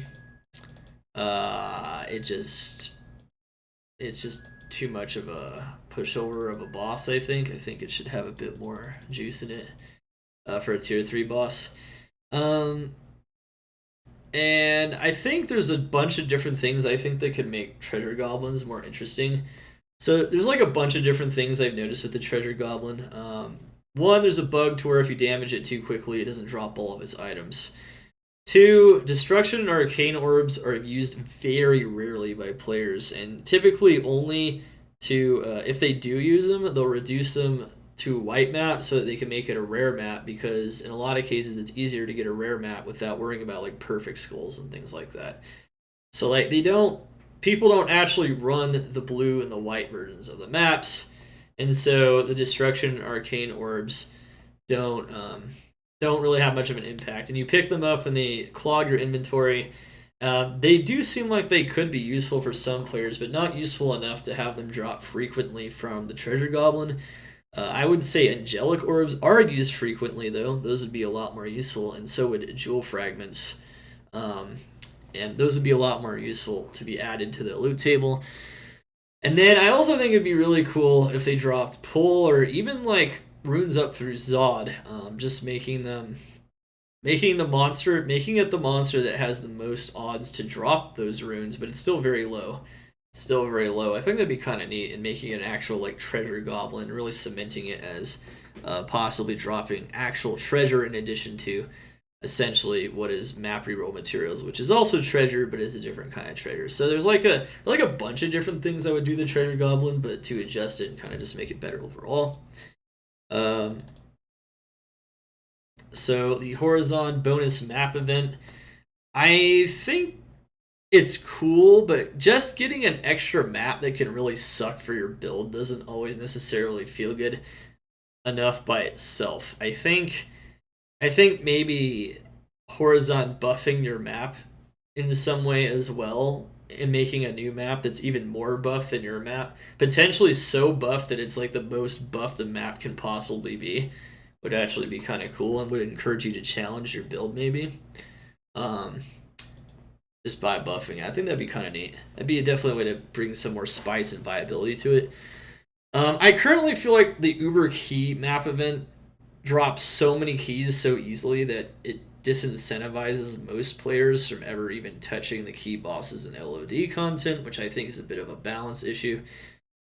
It can be rectified just by having more map events though in the map pool, so it just doesn't come up as often or quite as often. So I don't know if that's really a problem. However, it does feel like maybe if you increase the drop rate of the keys from the key bosses themselves, while simultaneously making this map event not as common, you can make this a way to gather keys, but it should never be gathering keys faster or at the same rate as doing the LOD content, because then you're just getting punished for playing the LOD content. Or just, yeah, pretty much. It's pretty much just something that's just making the maps too imbalanced versus the LOD content. Shadow of Mendel event currently feels more like a chore. It takes a long time to complete. I've seen this a lot. I've seen this a lot in the feedback. It's definitely something that I've noticed myself as well. It definitely feels like, you do the Shadow of Mendel event and you're kind of just sitting there and it's like, when is it going to end? You're just like clicking the button. You're just standing in one spot and killing the monsters. It doesn't really feel that interesting or dynamic. It kind of feels like it's wasting your time. How can you fix that? You can make it just a faster event overall. Spawns the waves a lot faster so that you can be suddenly overwhelmed. Spawns it over a greater area so that you can't sit in one spot and be behind the monsters. You could be potentially inside of the monsters, so you have to like actually combat the monsters to some extent, and you can't kill them all in like one ability or like one volley of whatever you have. You might actually have to like move around a bit. And maybe also making the random monsters drop materials that's something that's like more useful, or just have different loot tables in general. Making them have really good loot tables could make it a bit more interesting. Or some kind of guaranteed loot, like the Worldstone shards from the Dark Wanderer event, which is really cool. I think just in general, maybe I don't know, just making it a bit more dynamic, a bit more feel like it's useful for more players for more reasons. I mean, increasing the experience is good. That was one thing that definitely happened, but I think maybe a bit more can be done. Make Cartographer orbs able to reroll 3 tier 3 maps into a single random tier 3 map as well. Yeah. So like that's something that I'd say is a pretty common thread that a lot of people would want. I think it would be really cool if you could reroll tier 3 maps or like reroll any tier into one of the same tier or at least a lower tier even. Um, that would be kind of cool. Like you could reroll 3 tier 3 maps into like a 1 tier 1 map even. In general, I think or you can make a new orb that's capable of doing this as well. Just in general, allowing this making this possible would be good. I feel like people wouldn't be stuck with lots of maps that they don't want for their build that they have absolutely nothing they can do with except for trade them. Um, Especially for like single player. I mean, you could trade them still. I mean, that's still an option, but maybe making some more options would be nice. Make more map events, perhaps slightly reduce how common they are. Um, yeah, making them a bit more special and unpredictable. I do think map events might be slightly too common to the point to where you almost always expecting one to occur, but maybe only slightly so.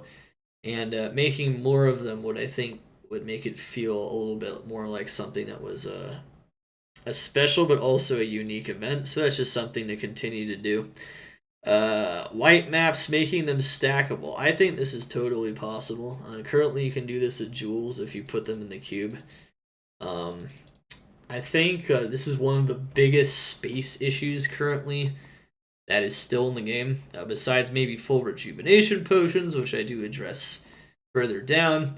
Making those stackable since they don't have any stats would make sense.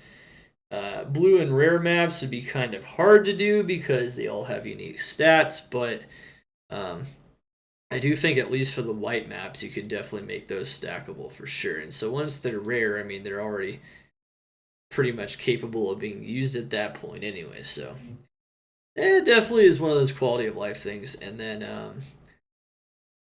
I do think that this is one of those experience meta things that's kind of annoying. Is that like experience shrines? It's still one of those things where people search for experience shrines, including myself, like in Black Marsh or something, before entering a dungeon to like further boost the beginning of the map for that experience grind. I think it's kind of cheesy. I think getting a shrine from like an area that has nothing to do with the dungeon or whatever and using it to game it is kind of cheesy. It's already the case that this stuff, all the buffs and shrines are cleansed off in Decla and Rathma areas and other red portals. I think it also makes sense to do this for maps and dungeons as well. So I think this would have to all you'd have to do there. I think is just transfer the code. It's already being used for the other red portals, and to transfer it to those red portals as well, and to make it to where you're not able to take buffs in with you into the dungeons. If the buffs are in the dungeons, that's a different matter. But finding and artificially finding them before the dungeons, I think, is a bit problematic. We talked a lot about this already, about the issue of not experiencing the endgame content but still getting the endgame rewards, and then a small portion of the player base getting insanely rich by being the only ones doing the content. I think it's there are ways to encourage more people to do the content, and there's also ways to encourage maybe the items not to be inaccessible. But if the items are kind of inaccessible, it's because there's special items that aren't part of the regular game, and so they feel more special, more impactful, and they feel more difficult to get to maybe, and it feels like maybe you have to do more content to actually do them instead of just sit in the trade Discord or the trade site instead of playing the game. So I think there's ways to avoid that kind of burnout, especially on hardcore as well. Maybe ways to make the items more accessible to where they impact the game, however, are still meaningful and difficult to acquire. I do think that those things are not mutually exclusive. You don't have to make them impossible to acquire while making them meaningful. In order to make them meaningful, you can make them more easier to acquire, and they can still be meaningful. On hardcore, you're already sacrificing your character's already in mortal danger every single one of these fights. Maybe it's not a bad idea to to reward the people that are attempting those fights on hardcore. I can tell you from my nervousness that if people that are good players are getting nervous and dying in these fights in hardcore, um, making it feel like they're more accessible and there's more of an incentive to do those fights would be really awesome, and it'd be pretty good. Okay, and then I would say there's also a thing with declone Rathma mats, so that like currently, like Primeval Souls, or not Primeval Souls, sorry, Pure Demonic Essences from mat bosses are just so much easier to get compared to every other item, and that's maybe just because maps are more common of an activity. However, that does mean there's nothing to do with like whole stacks of them. So they're not being used for anything else. They could be used for something else. I mean, that could solve it. Simultaneously, they could be used for something else. Maybe even put in the Rathma recipe or something, right? However, currently it just doesn't feel very meaningful at their current rate of drop rate. You might want to reduce their drop rate or just make them used for more things, especially when it comes to Pure Demonic Essence. That's really what comes to mind when I think of these. I also do think maybe the jawbones are too easy to get relative to like the splinters, and the torches might be as well. Yeah, I don't know. It's kind of difficult to do, I know, but currently it doesn't feel super balanced. Declone Arathma items should have requirements reduced. So they can be used by more builds. I do think if the items are going to be very special items, they shouldn't have super ridiculous strength requirements and things like that. I definitely think they should be a lot more standard in terms of the requirements so they can be used for more scenarios.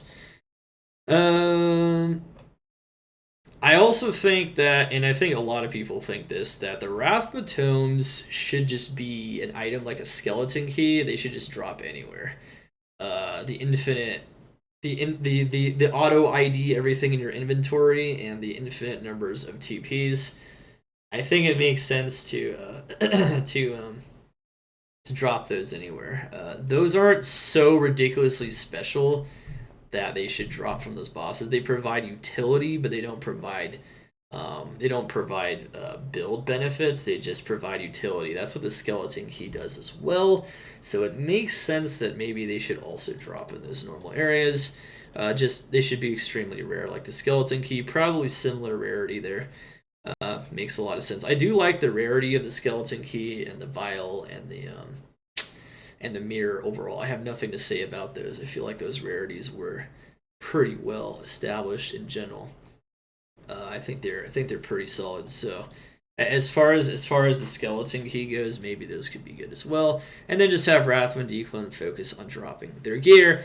And if you combine that with some of these possible solutions, makes sense that they just drop their gear. They drop the special gear. They drop the special gear and maybe even a greater pool of that gear as well. Make one of each organ required for opening Uber Trist. Yeah, or for making the Pandemonium Talisman. Just to be clear, yeah, so they made it so your organs are guaranteed again, which is awesome. I really like that. I also like how keys have odds again from the key bosses, so there's something to farm in LOD. At least the concept is fine. It's possible that you can actually improve the T and D key drop rate specifically, possibly because summoners or H key is too easy to farm, and it's also too easy to get from the key event disproportionately to the T and D keys. However, I think this situation is actually better than it's ever been in previous seasons, with like organs having bad drop rates and things like that, and feeling very bad to do very difficult bosses with usually pretty specialized builds. So that feels way better. Let me just get that out of the way. However, I do think it should be one of each again. It shouldn't be just 3 of any organ, because it's so easy to just skip Lilith, and that's pretty much what people do. The meta is just people. Anytime anyone makes any portal that isn't Lilith, they will just make a new game after they do it. And then if there is Lilith first, then they'll do all the other portals, and they'll minimize it as much as possible. So they'll minimize the amount of times that they'll minimize doing Lilith as much as possible. And I think that kind of cheapens the mini Uber farming quite a bit, especially when it's supposed to be the dangerous one. So yeah, it's good stuff in general. Absolutely.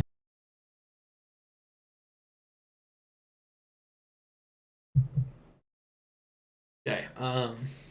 But yeah. All right. So let's see here.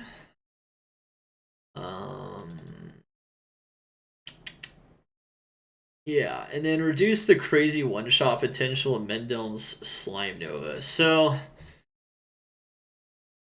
there's definitely some things maybe in the Declan fight that could be cleaned up, but I honestly feel like that fight in some sense is starting to get pretty solid, in terms of like, the difficulty, and in terms of it, promoting not super cheap ways of playing it. But you're never gonna get rid of them all, in my opinion.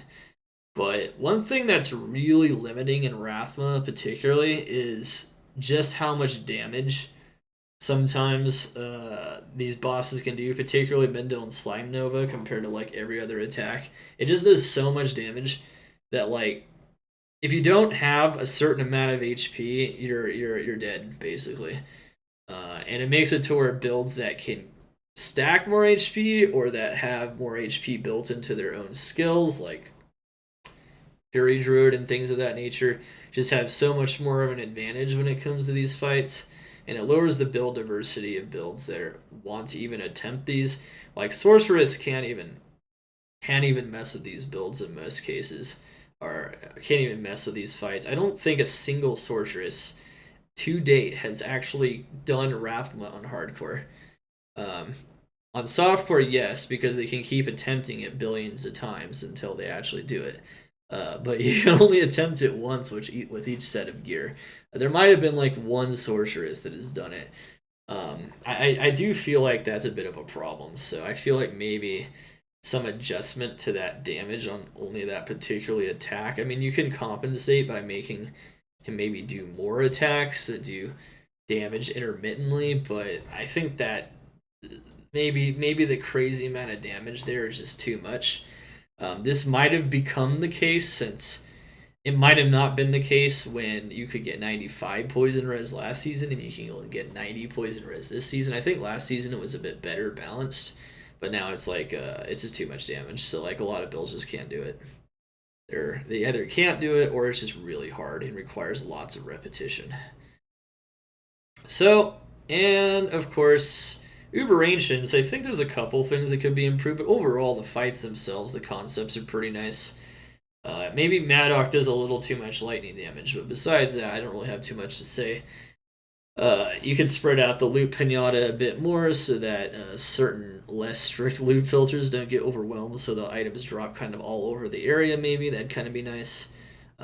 Make it possible to spawn 1 or 2 Uber Ancients with just their sigil, and not requiring 3 sigils for 1 Ancient, for instance, would also be nice for like builds that don't want to run, or don't want to only run like tier 2 maps, or they can't run tier 2 maps, or they can't run tier 3 maps. You can make it to where they can do whatever Ancients they can do based on whichever sigils they've been gathering. I think that would be kind of interesting.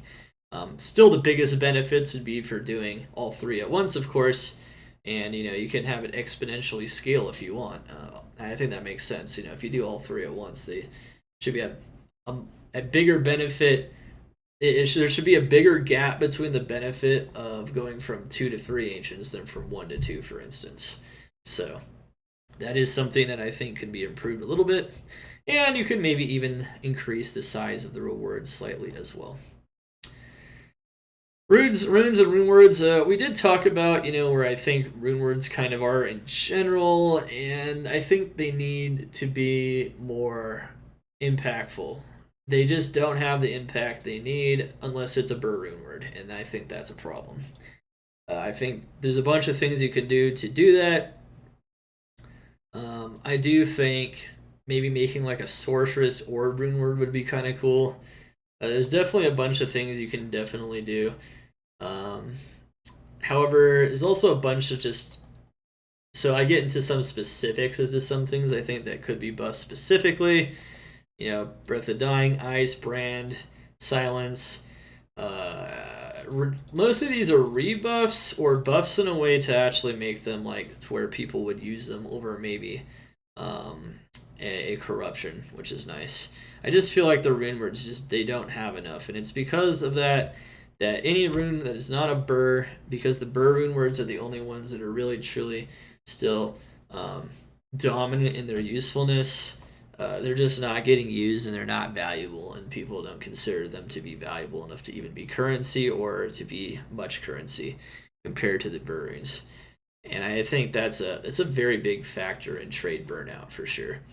And it could be a lot better. You know, people don't feel like they're struggling to get anyone to accept their rune because it's not used enough or whatever. So that's pretty much it. And then of course improving new rune words, improving other things, creating other prominent options for those runes. I have no idea why Flickering Flame is as nerfed as it is in PD2. I don't have a clue. Not a clue at all. I do realize Resist Fire does provide some extra fire damage by itself, but it doesn't provide that much. Maybe if you buffed Resist Fire, that would be a problem, but it's not a problem. I don't know. I think you can totally justify just making it pretty much the same as it is in D2R, and then it would be able to compete with strong corruptions. I think it's over nerfed. Like almost all the rune words. Ferocity needs more juice so that we get more of those weird Zeal builds. I think one of the biggest problems with Ferocity is that it takes up a helmet slot, which is a very valuable item slot, and it doesn't really give you much else except for like Zeal and a couple of other things. And I think if we want Zealers that aren't just paladins, it's the helmet itself is going to have to be pretty strong. And considering that it requires 2 very rare runes, I don't think that'd be asking too much. I don't actually know. Curse duration reduction, negative physical resistances, something to make more sustain. I don't know. Just in general, Ferocity needs to be stronger. I think Obsession, I think there's a missed opportunity if this doesn't happen. Obsession having weaken on casting, since there's chance to cast on staves on PD2. Instead of getting struck, it should just be a chance to cast weaken on casting. That'd be really cool, actually. Will make Obsession really strong and viable. This still hasn't been done, and yet I've seen other people suggest this now too. People really are, they're figuring out that they try to make a dream build, and dreams are garbage. They've been garbage for many seasons now, ever since they went down to 13 aura. Just make them 15 aura again. They weren't broken because of the 15 aura. They were broken because of the resist light damage that used to be there. It used to be way too much damage on resist lightning. If they're 15 again, though, I think they'll be strong enough to where people will make dream builds again. They just need they need their power back. Hand of Justice can have its power back too. I wouldn't give the power back to dragons because then the double dragon Hand of Justice build would be too strong. But Hand of Justice by itself could, and it would be fine to give a little bit more juice to that build again too. It's okay. Bramble range. So many people hate the Bramble range. Yeah, that's something that I think is a very simple change. I think for such a crazy rune investment that's required on so many good poison builds, I think reducing that range even further, maybe even to 40 to 50, makes a lot more sense to me, because it's practically unusable when it rolls like 30 or 35 or less, really. And I think it's such a huge, massive difference from the maximum in terms of how effective the item is that it's just annoying. It's just the most annoying item to roll, I would say, in the game currently. Grief, it still needs more buffs. It needs maybe you could make it more unique, but it still needs more damage to actually get used. It's getting closer though. It's getting closer. Uh, Death, I think, can get its ED back at the very least. I think it could even get its Crushing Blow back, considering they nerf Crushing Blow and they nerf Deadly Strike and how it works. So I think we can return more power to the rune word itself because the stat nerfs, I think, should be sufficient there. Return amplify damage. I'm actually confused on this one. I have no idea why this happened to begin with. Maybe somebody does know. I have no idea. I have no earthly idea why Exile lost amplify damage. I actually don't have an earthly clue here. I really don't know. I wish I knew, but I don't know. I don't know. I don't know what's going on with that. So maybe somebody could tell me in the comments why they think that happened, why it turned into Decrepify. But all it did basically was it made Zealers useless. All Zealers. Or they have to use, or they're pretty much forced to use Headhunter's Glory, which has no block percentage. It has like no defensive stats at all. It's already used for Jabzons, which is nice because Jabzon could have also used Exile, but it actually makes sense to use the.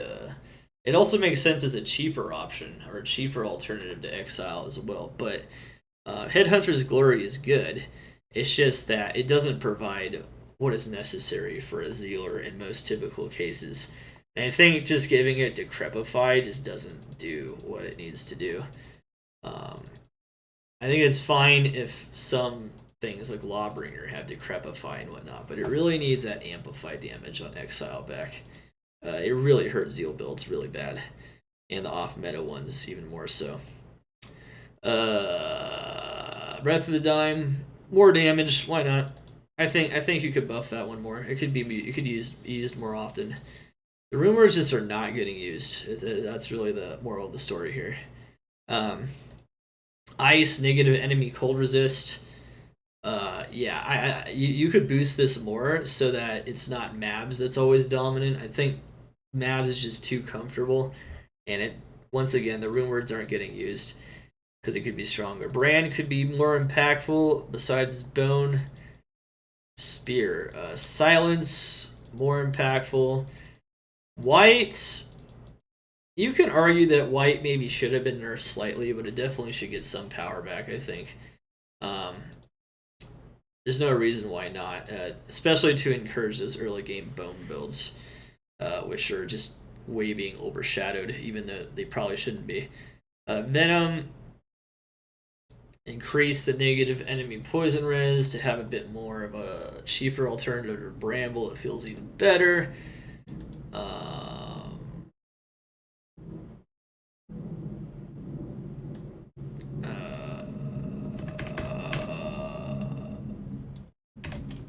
I think I actually had that one twice there. I didn't even see that.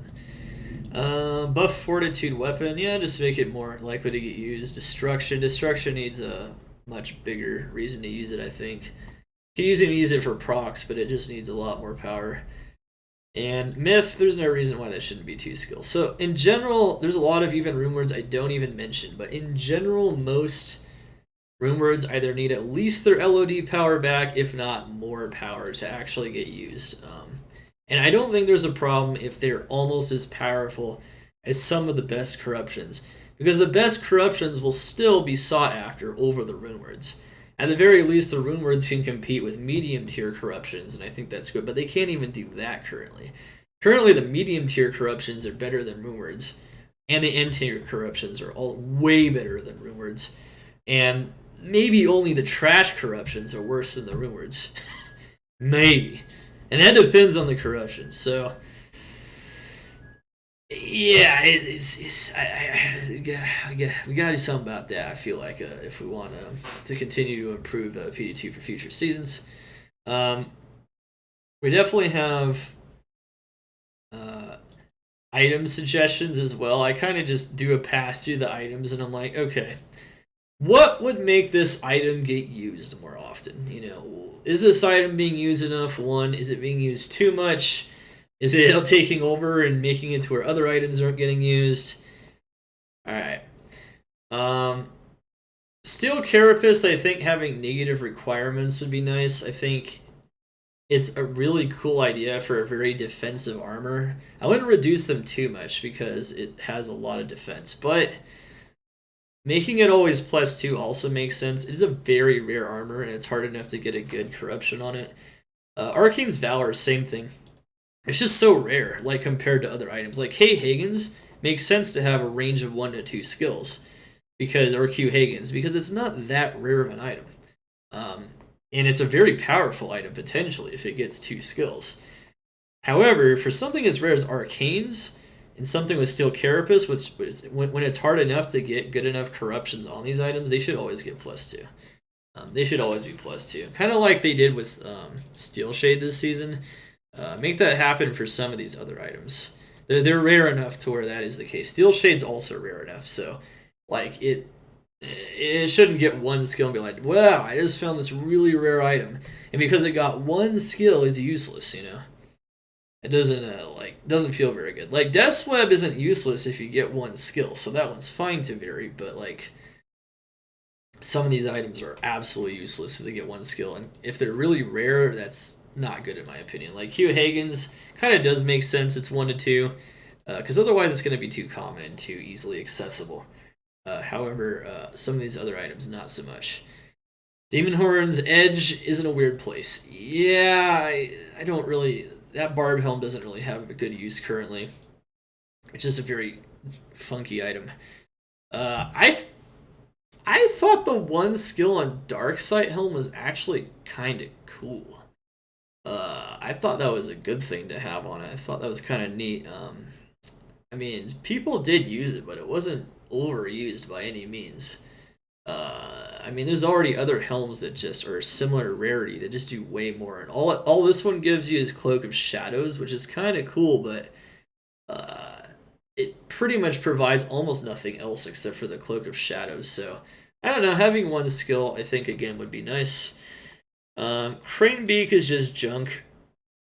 I mean, it's good thematically, I guess, but that's about it. Ghost Flame could still use buffs. It could still use buffs to compete with the claws that get more sockets and skills and things like that. I do feel like Ghost Flame can be even stronger. Ravenlord, I would also make Ravenlord slightly stronger, just to make it cemented as even more so like a very strong build, and to also make the Fire Druid builds even slightly better as well. This is more for the Fire Druid builds than anything, and just really making it stand out. Rune Master, the socket range is kind of oppressive on it, and it always has been. I think it could be reduced a bit, for sure. You could even add maybe another stat to it, honestly. Hellslayer, kind of the same thing. Maybe another stat. Titans is kind of weird. Like, you can use it for jab and things of that nature, maybe. Like some physical builds. But honestly, it's really trash, like, when it comes to, like, trying to execute some of those other builds now. Like, it can be okay, but I think if it had some viability for like the poison build, poison javelin or lightened javelin to some extent, by giving it some negative enemy res on top of those other stats it already has, will make it compete with a Thunderstroke that doesn't have quantity. I think that's the main issue, is that ever since quantity was removed, Titans has just kind of fell by the wayside. If it's totally removed, it makes sense. See, on D2R they just like adjusted the quantities, but on here, like, you know, they totally removed the quantity. If you're gonna remove the quantity, I think you got to give Titans something else. That's just what I think about it. It's got to have some more damage. It's got to have something else on it. It already rolls 1 to 2 skills on one of the stats, so it's already just it's already in a tough place, if you ask me. It just can't compete really. Increase the sockets on Genslayer. Yeah, I think that could be slightly increased there. Sankakur's Fall. I don't know. I think this item doesn't even get used for vengeance very much because it's just not necessary, but you could buff it slightly though, I think. I think you can give it something else. Almond, maybe some res. Res wouldn't be bad. You know, paladin shield and whatnot. Res is always nice. Alma Negra, more 80. However,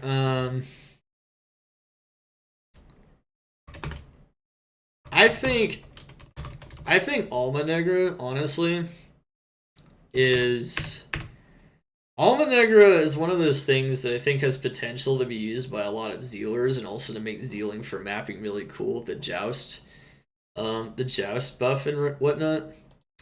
But the only problem with that though is that I feel like, you know, there's other options. There's other shield options that just do a lot more. So maybe giving it like negative fizz res would be kind of cool. Not amp because you know there's so many things that give amp. Maybe just giving it something else.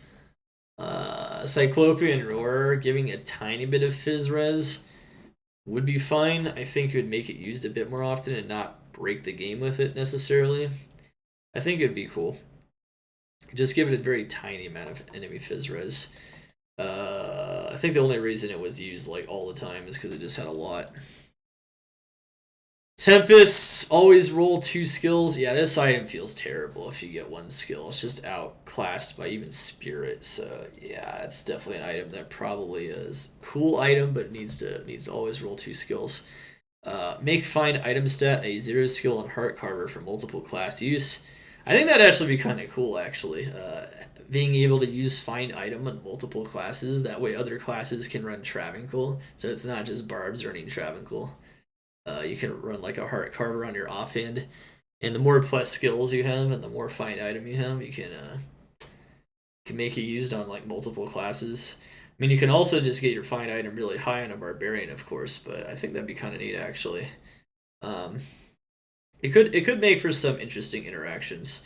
Of course, some people might think it might crowd out the Barbarian and make it I don't know. Might make the Barbarian skill feel less unique. But I don't know. It's an interesting idea. It's an interesting idea. Um for sure.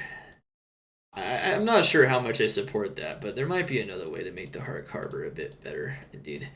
Buffing Head Striker. Head Striker is just a little weak, honestly. Like compared to other options, I just feel like maybe it could do a bit more damage. I feel like Poison isn't in a bad spot necessarily, but the item Death Web kind of is. It's like it feels really lackluster, like with its current damage range. I think it would make a lot of sense to buff the negative enemy res on it, and then maybe somehow compensate by nerfing the poison damage on certain builds. But the item itself, I think, should be more impactful.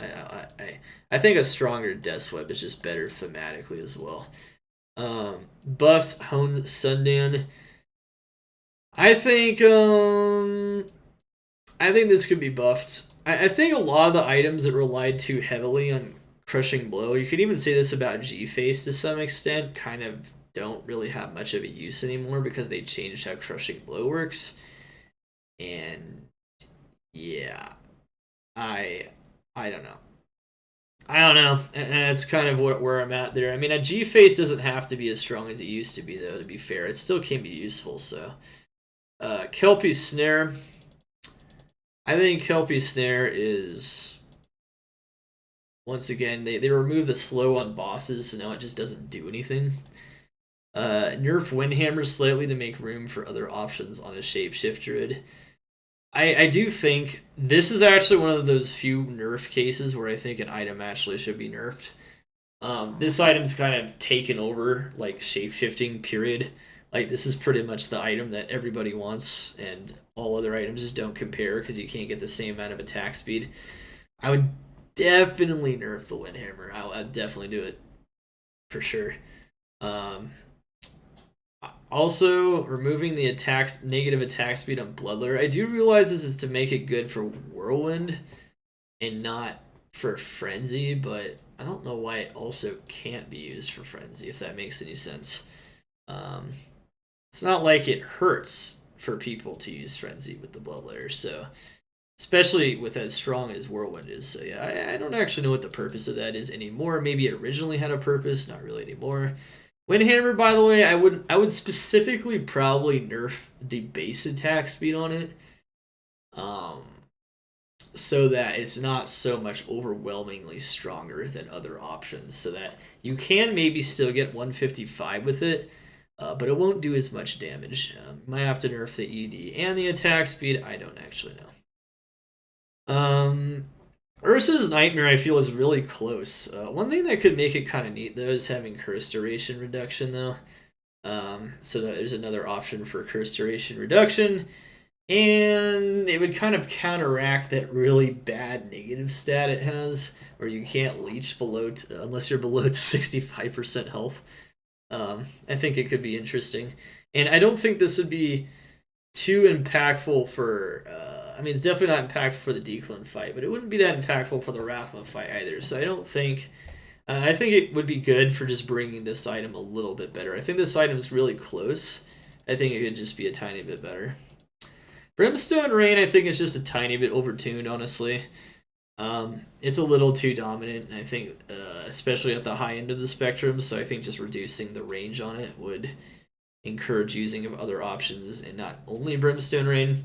I'm not sure if that's enough to nerf it. You might need a little bit something else, but I wouldn't nerf it too heavily because it provides some really good options, and it actually makes some builds like Wind strong enough to be considered like a really solid mapper, like a very good one once you get gear.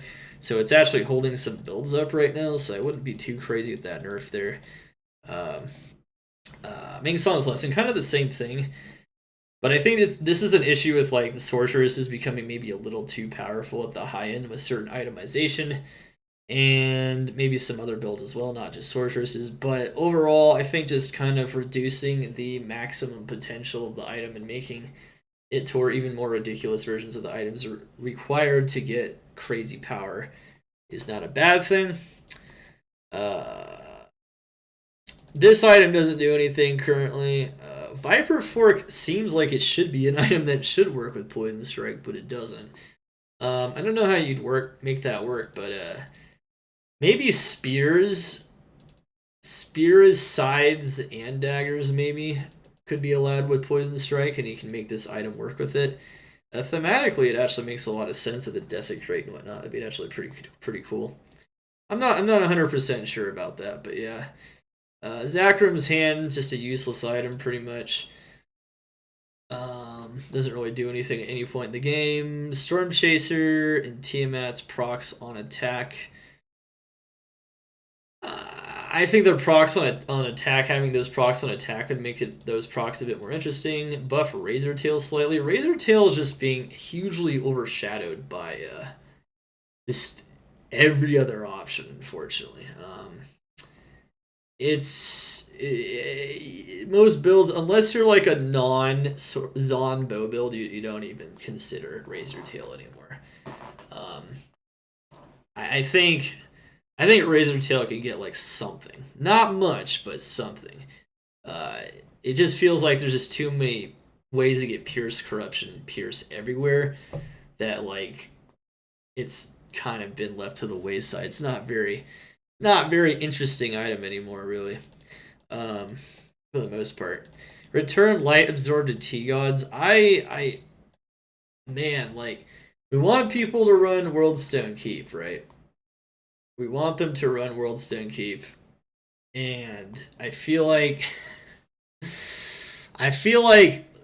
it's just getting harder and harder to get builds that can survive the souls and whatnot in Worldstone Keep. And it's just getting harder to justify ever farming Bale or anything. It's just like, there's no Sorb, there's no nothing. Like, those souls are just going to take you apart. I don't know. I know why the absorbs are being removed, and it's mostly because of Uber bosses and things like that, but I don't think there's anything fundamentally wrong with having, reliable sources of Sorb. There still are other sources. They're just taking up more important slots. So it's like, I don't know. I don't know. I do know why they absorbed it though, and then they balanced it by giving it like more lightning damage, which just further makes the lightning build stronger. Which not sure why, honestly. I don't feel like that was necessary. But at any rate, I think I prefer the some version of the item that is a bit more akin to the last season's item. Spirit Keeper. Spirit Keeper. Spirit Keeper is just really broken in this season. It has too many max rises and sorbs, two spirits up at the same time, and they can't be killed. It's just super strong. It's partially because they can't be killed anymore. That's really what makes it crazy strong now. I think, I think maybe we might have to dial back some of the other stats. Astrians, yeah, I don't know. Smite is in a really bad place now. Like just in general, just more and more stats, just not feeling good on it. I do feel like maybe you got to have a way to get Smite's damage even higher than it currently is. There has to be some itemization for it. Astrians would do it. Redeemers would do it. Even for kickers, it'd be kind of nice too, as well. For at least for boss killing, right? Cat's Eye is just kind of left by the wayside. I feel like there's you almost never want to use Cat's Eye versus like any other amulet anymore. I would give it a slight buff. I would just to make it have its own niche with its faster run walk and whatnot. Nord's Tenderizer, not a good place. Guess that one's twice. Dang, I have some things twice. Gut Siphon was really good at some point, but it's not super good anymore. Could be a little bit better. I still would like to see Ondal's Wisdom have another source of experience gain, which can make for an interesting risk reward playstyle. I don't think that's a bad thing. I don't think that's a bad thing. People don't leech in group maps anyway, otherwise they'd be considered griefing, so like they don't it'll just slow you down if you're not doing damage. So nobody leeches with this. I think the major problem with Ondals is that Ondals doesn't really have anything going for it compared to other staves, especially in Season 5. And it needs something that makes it unique. It just isn't unique enough. Having all that FCR does not make it unique enough. It's just not unique enough. There needs to be something else. There could be a penalty with it, but it needs to have something that's really strong that can be unique. And I think that could be cool. Something that rewards people playing something that can get them killed, and if they're not participating because they're sitting in the back, then they get kicked out of the map, or they aren't killing things as fast, and so they're not getting experience as fast anyway. So like the way I see it is this is bailing isn't a thing anymore. That it can get his experience back. I think it can. Reduce Warcry skill range to 4 to 5 in Grandfather. Yeah, 3 just feels really bad. It just feels really useless on this item. I think especially if we want to make Grandfather more impactful again, it maybe needs to have a shorter range on that. Fire Mastery to Flame Bellows. I don't know if that would be too strong, but I do feel like something can be done with the Holy Fire. It might be a little too strong to do this because of the fire percent fire on large terms, but in general, I think the whole fire builds could definitely be made a lot more interesting. Doombringer is so close. I don't know. Like, maybe slight amount of like negative physical res would make more people use it. Not exactly sure. Tiamat's,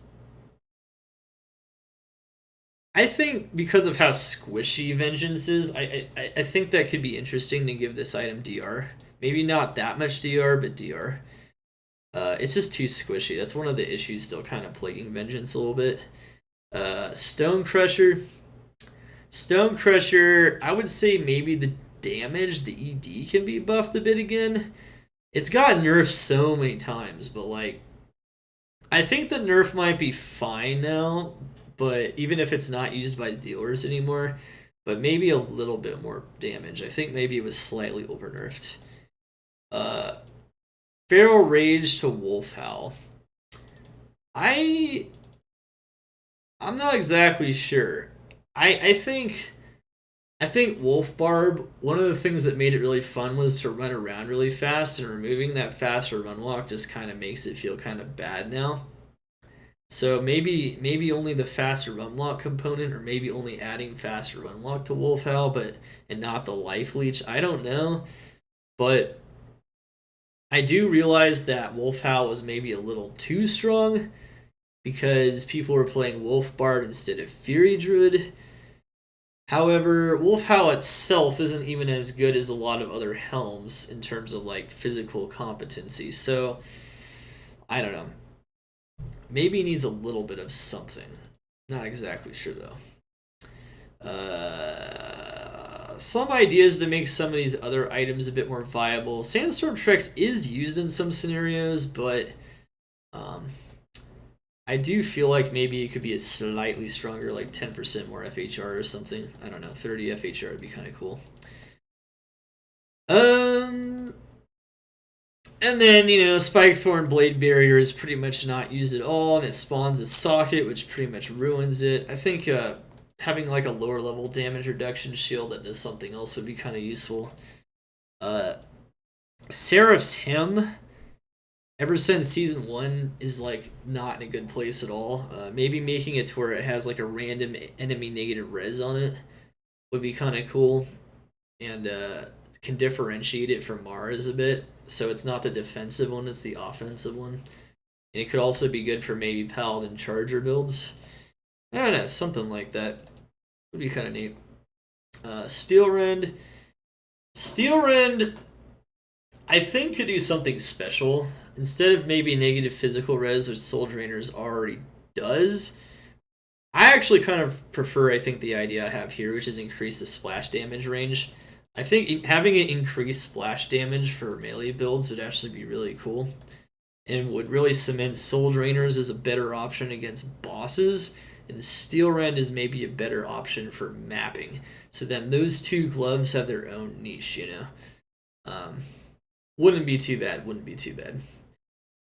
In that case, you could even, like, in some sense, you might even be able to rebuff the negative enemy Fizz res slightly on Soul Drainer a bit.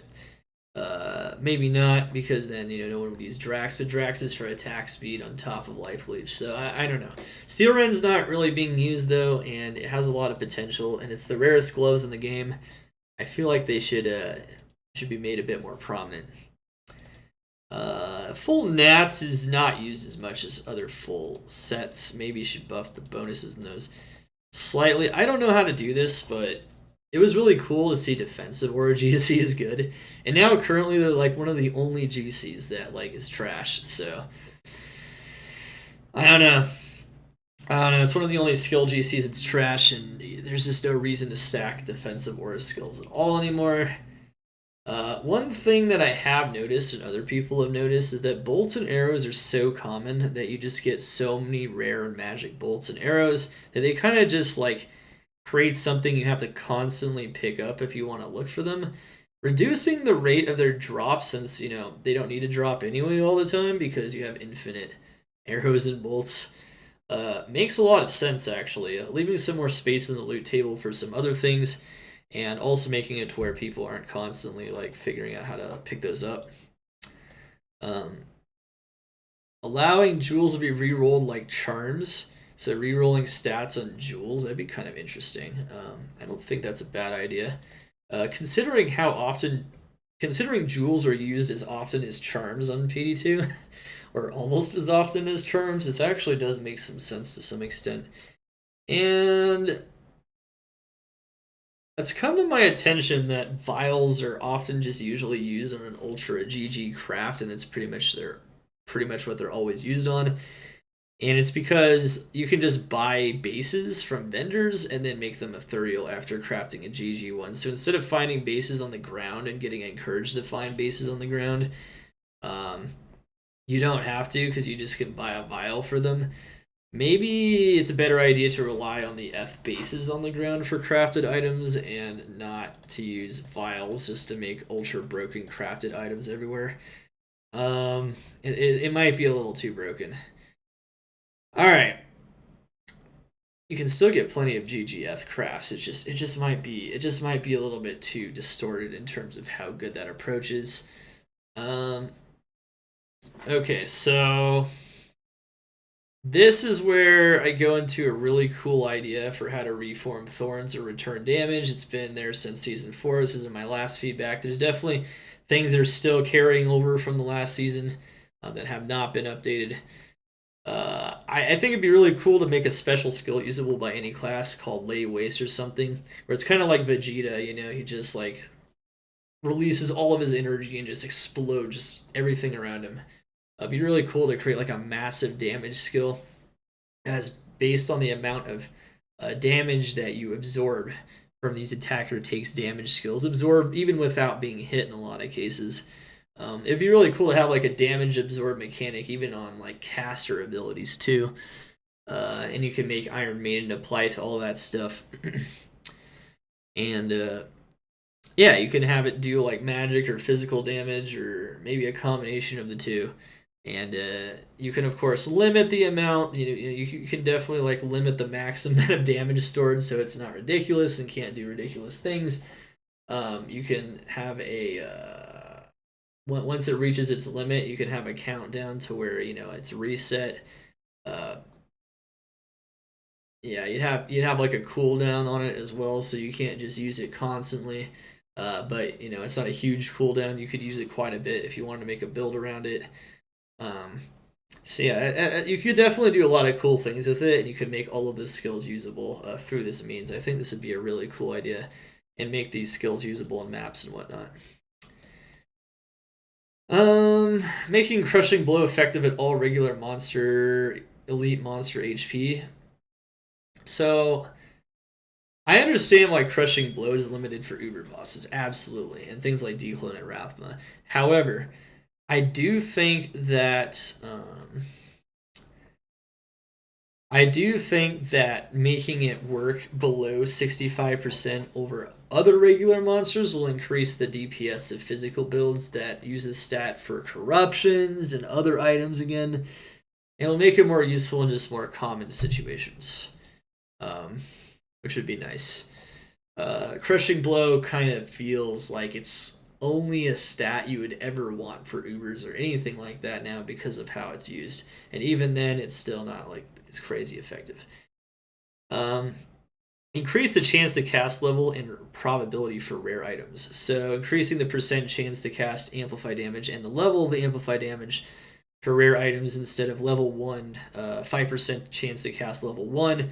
Definitely makes a lot of sense to bring that stat up and to make it compete potentially with unique items for rares. It's such a big stat,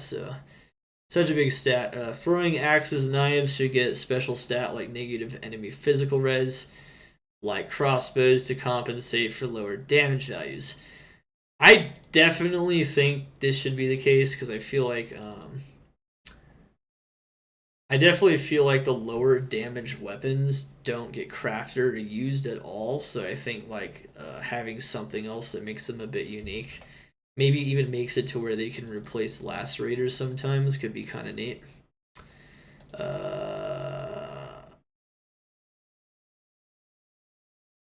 I do think some of the crafts could get some more of these types of stats as well, which can be really nice for increasing options on certain builds. These stats could be on more items in general in small amounts, and ED percent actually is this season, so that's kind of neat. CBF made to be too easy to acquire. Yeah, so a lot of the times you actually find yourself doubling up on this stat a lot in PD2. Be interesting if there was something that actually resulted from that, such as maybe Holy Freeze also not affecting you, to where there's like some minor benefit maybe from having CBF twice in your gear.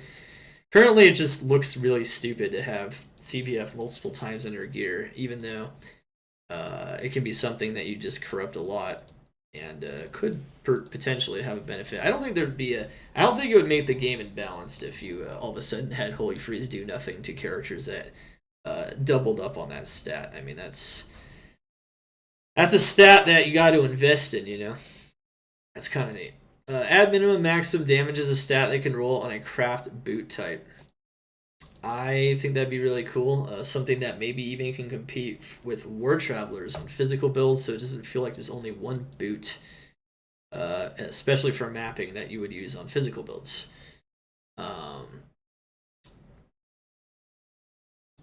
Ethereal may not be impactful enough now, so I actually think. I don't know how many people think this, but I actually think the ethereal change went maybe even a little too far. So I actually think that based on what I've seen, like the damage differences and what, they're not very impactful. It almost doesn't even feel very important to get ethereal, or like, I mean, it's not supposed to feel important. It's supposed to feel like, man, like I got this ethereal item, this is sick. But it doesn't even feel like it's that sick anymore. It almost feels like it's like, whatever. And it also kind of maybe reduces kind of the importance of Vial of Lightsong, maybe to some extent. There are even items that are better non-ethereal than ethereal. See Windhammer, which is crazy, just simply because of how the math works out. I think maybe it is a very good idea to reduce the difference between non-eth and eth items. It's something I had on my feedback from last season that did get done. But maybe increase the difference slightly more. The amount of damage is just so easily accessible now with such crazy non-eth items, and the fact that eth items don't feel impactful at all in a lot of cases maybe is a sign that maybe the difference is a little too low. But I don't know how many people would agree with that. I definitely feel that way though from testing and whatnot. Light Radius having like an increase of gold auto pickup, or even like auto pickup of other types of items if it's ever implemented, would be a really cool idea for that stat. It does make some sense. Curse duration reduction. Okay, so this stat is one of those things that a lot of builds, especially in hardcore, sometimes feel like they almost have to have. But it's not. Like you have to have 100%. You either have 100% or none at all, pretty much. I think in most cases. Otherwise, it doesn't really do all that much. And this is one of those things where there's only like a few items that have it native, and it's a very rare corruption.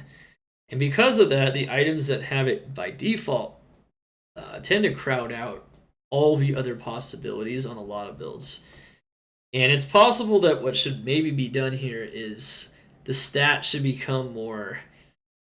Like, if people want to go that build, maybe there's more items that should have it, just in general. So, like, if people do want to go that approach, especially, like, let's say on hardcore, they can. Or just putting it on more items, or reducing the amount of it that is on current items. I think all those things would be pretty solid. Because of where it is currently, it's kind of constricting build diversity a bit. You can even argue that this stat itself is problematic. Now, I didn't put that here, but I do think that this stat didn't exist, for instance, in LOD. This stat isn't even a thing. And the fact that this stat does what it does almost makes it too safe, to the point to where no other stats really can compete with it. And it might just be too strong of a stat, just in general. I don't know. I mean, it's supposed to be a rare stat. It's supposed to be a hard thing to acquire. But it makes me wonder. It makes me wonder, though, if you almost need to rein this stat in to some extent. I don't really know what it is, but I mean, I also do understand this is also not as much of a problem on softcore, but on hardcore this is definitely a problem, and you can see what it does with like certain items. Just having that capability to totally negate amplify damage and things of that nature. For physical melee mappers, it's practically required. which is it's maybe not good. Mercenary. I do think that Might Aura of the Act 5 Bash Mercenary, to kind of bring it more in line with the Act 5 Whirlwind Mercenary, could be buffed a little bit more, at least at the high end. The initial level is probably fine, though, for early game. Act 3 and Cold and Fire Mercenaries debuff. I talked about this before, just having like some options for making Cold and Fire builds more prominent for group mapping and things of that nature. So they can maybe compete with the lightning damage meta a little bit. Something that I think I've had since Season 4 up.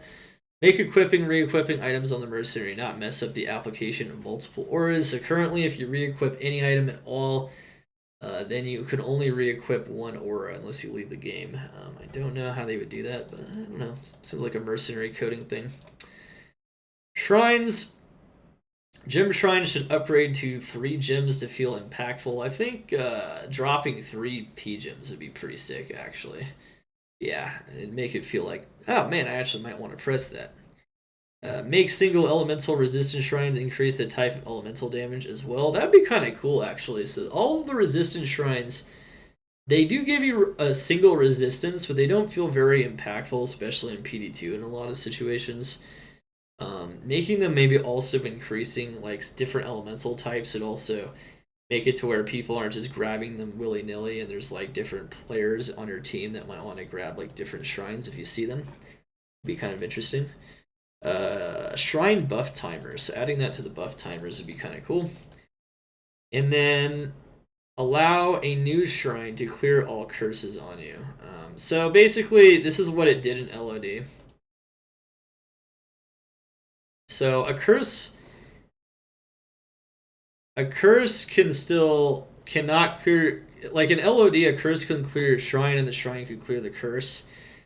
I think that having them clear the curse feels good, but maybe not the other way around. So maybe they could do that instead of having like a give and a take to it. I don't know. I do feel like being able to remove amp with shrines is always a cool mechanic. Kind of neat. And then that way you don't have to feel like you're like constantly going back to town sometimes. If you're, afraid of dying. Talked about bad slams. Certain slams maybe should be buffed a bit, so that they don't feel really bad when you get low amount on them. Feels like when you get really low amount of faster block rate or like all maximum res, it just does nothing. Even though they're pretty rare. Being able to slam a bricked item would be kind of cool.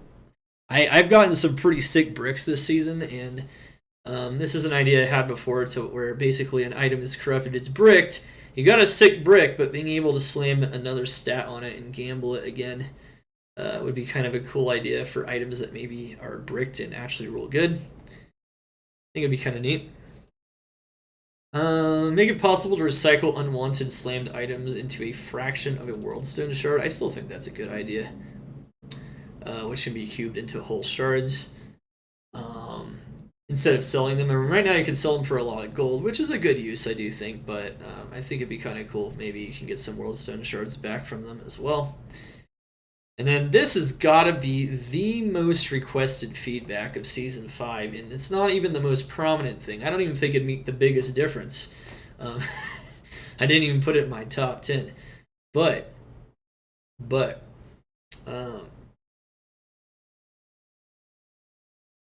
this is basically like...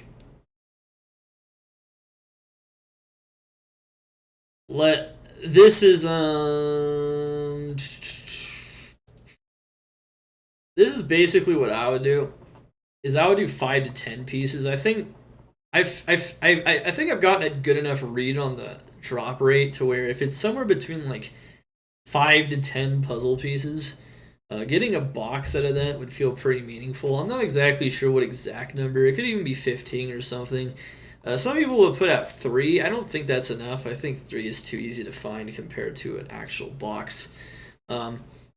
But having more functionality for the puzzle pieces, I think, is important for them feeling like they're actually worth dropping as much as they do.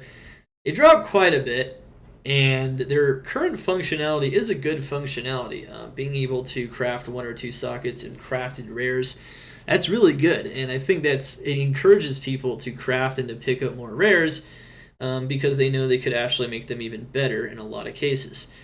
However, there's not a lot of situations where you actually feel like you would want to use a puzzle piece, and there's not a lot of rares or crafts that are good enough to even use one on. So even though it's got good functionality, it doesn't have enough functionality. And so I think in order for it to be used in more ways and more often, people can use it, especially heavy crafters, for exactly how it's supposed to be used. I don't think it ruins that ability to use it that way. But forcing people only to use it that way is probably not ideal. I think it makes sense given that, boxes can be very hard to get enough of, especially late season. There's a lot of demand, and the demand for boxes only goes up as the season goes on. And I think it makes sense, when you start gathering some of these things and you haven't found the other use for them to be able to turn them into a box. I don't think that messes up its intended use at all. I think that's actually a good idea. And I think most people are, even though, there's so many people saying it, in this case, it's not always the case when people are saying something's a good idea that is a good idea. In this case, I would say it is. I think it just feels really weird to find them. I ended up with like 20 plus of them I couldn't even use or give away or trade. And it's just like, well, why did those monsters drop that item? Why is it in their loot table? And I'm just like, okay, well, why is it taking the space of other potential items, right? I mean, it's not taking a lot of space, but it's taking some space. It takes a little bit. So I think you could also have other functionalities too, right? So you could also add other functionalities, kind of like with Prime Pure Demonic Essences, right? You could have them be some kind of shard or essence for those declone items or something. But like, we talked about that up there. I do think you could also make them like do the Larza quest basically. I mean, you could that's another nice functionality, maybe a guaranteed 1 socket.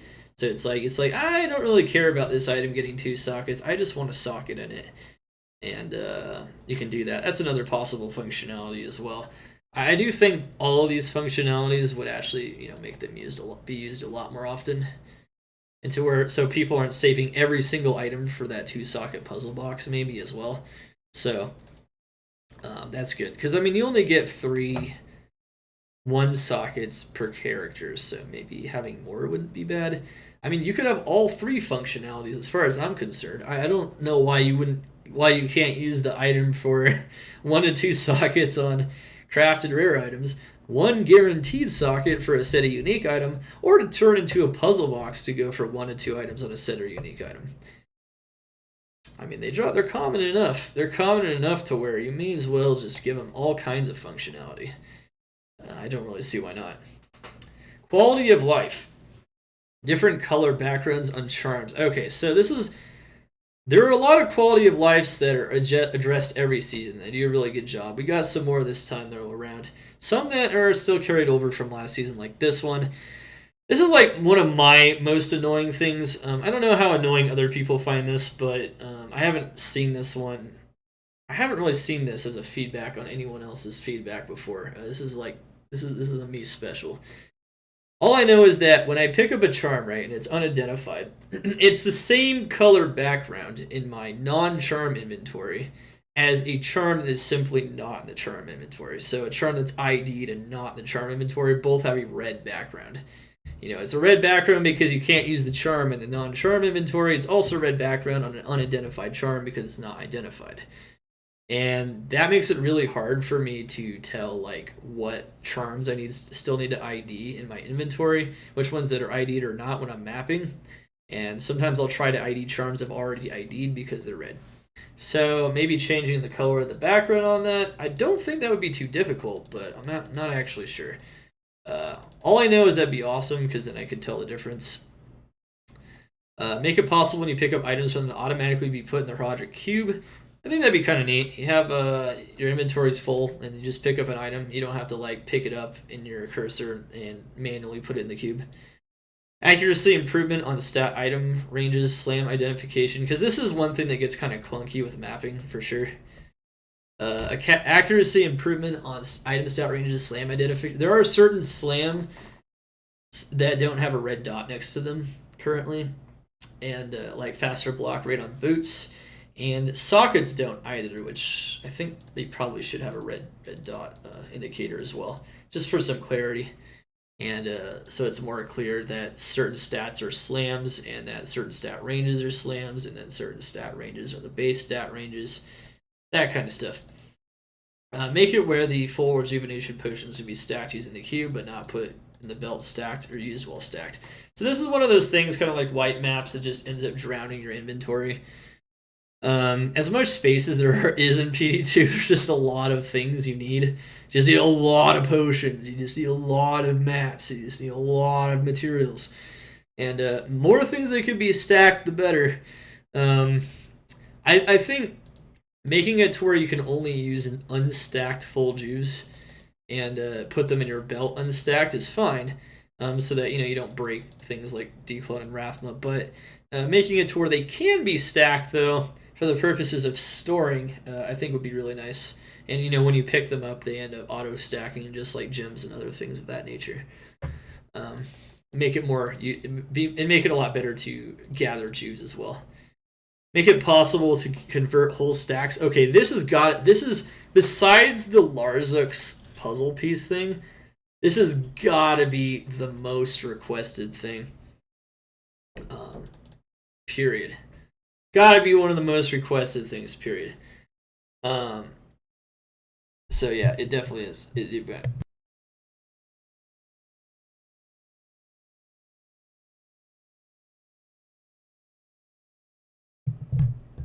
Alright. So this has gotta be one of the most requested things. Sorry. This is one.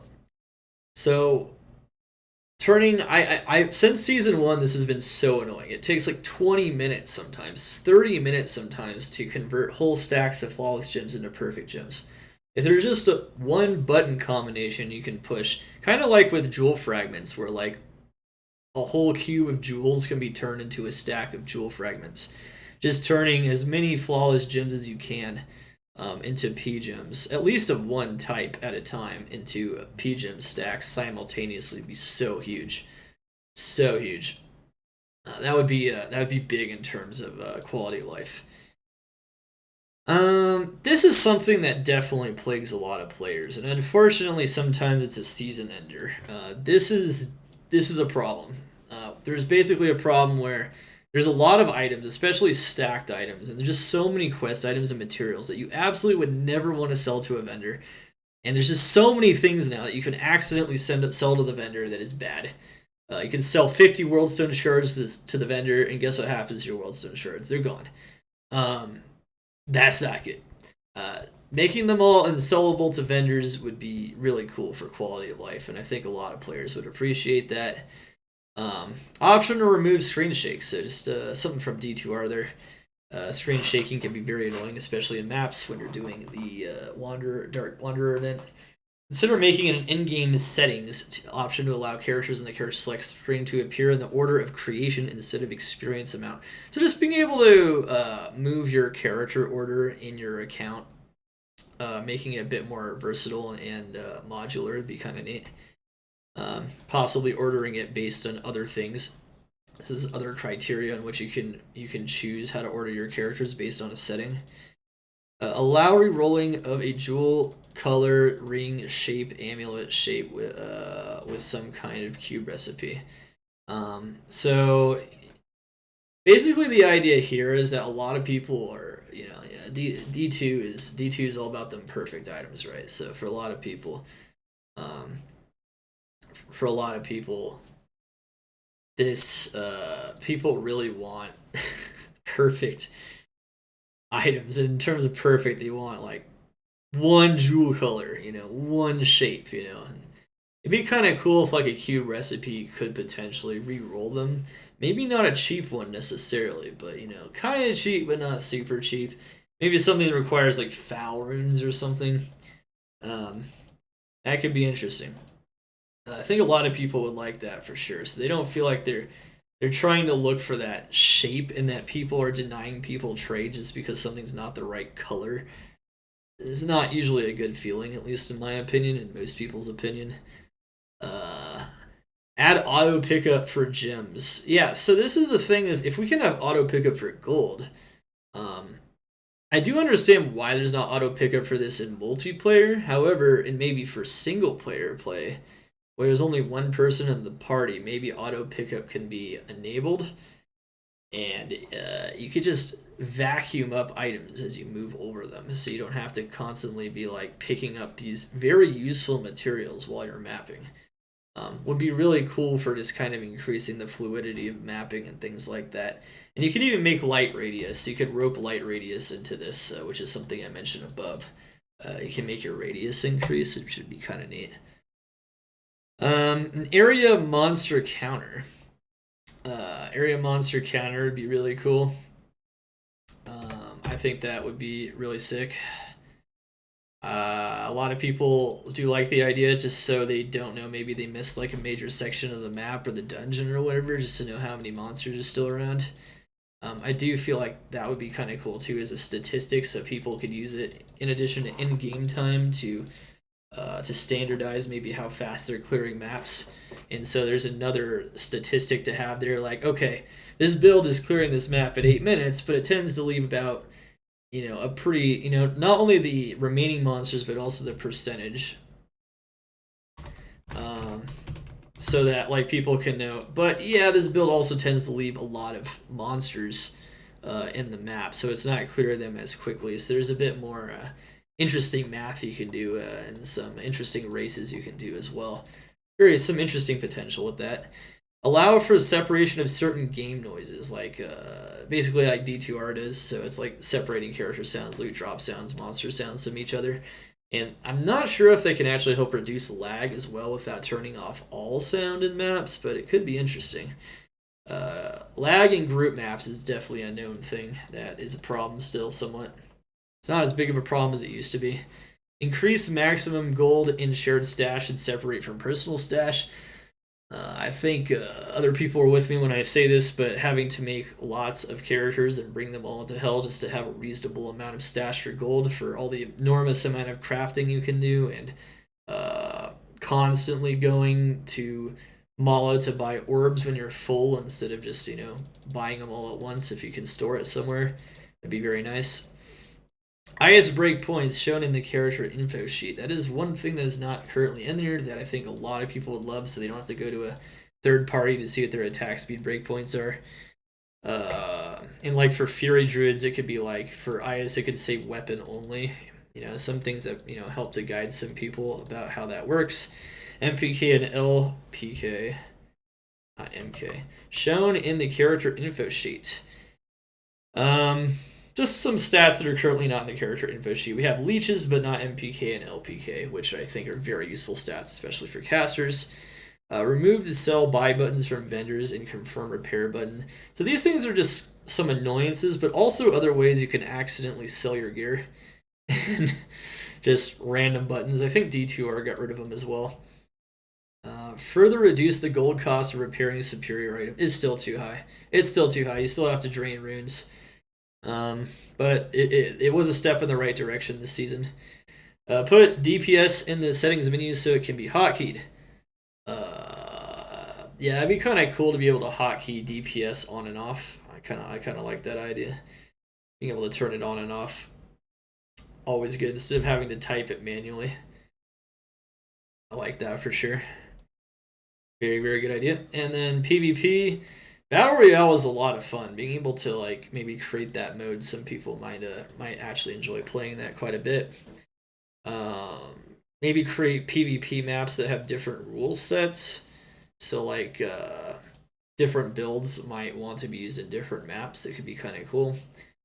And there's the idea from last season for LLD and MLD to create an orb that just like fixes a character's experience gain.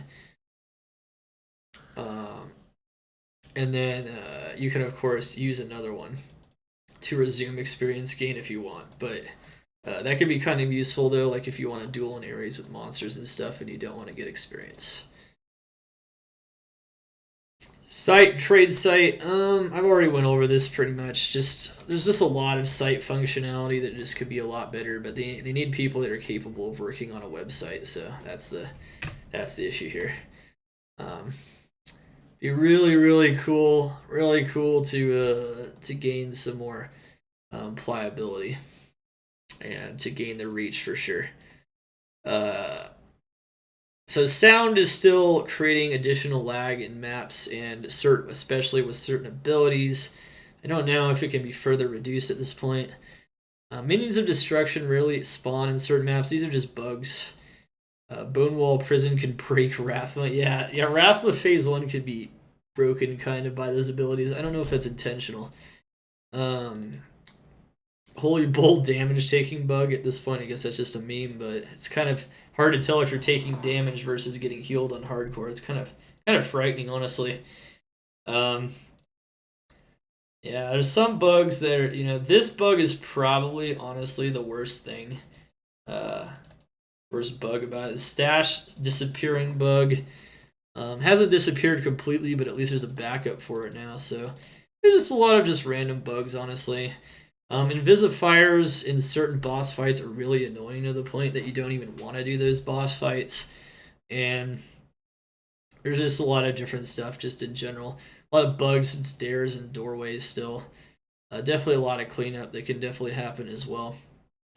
And then we talked about the Solo Soulfound ladder.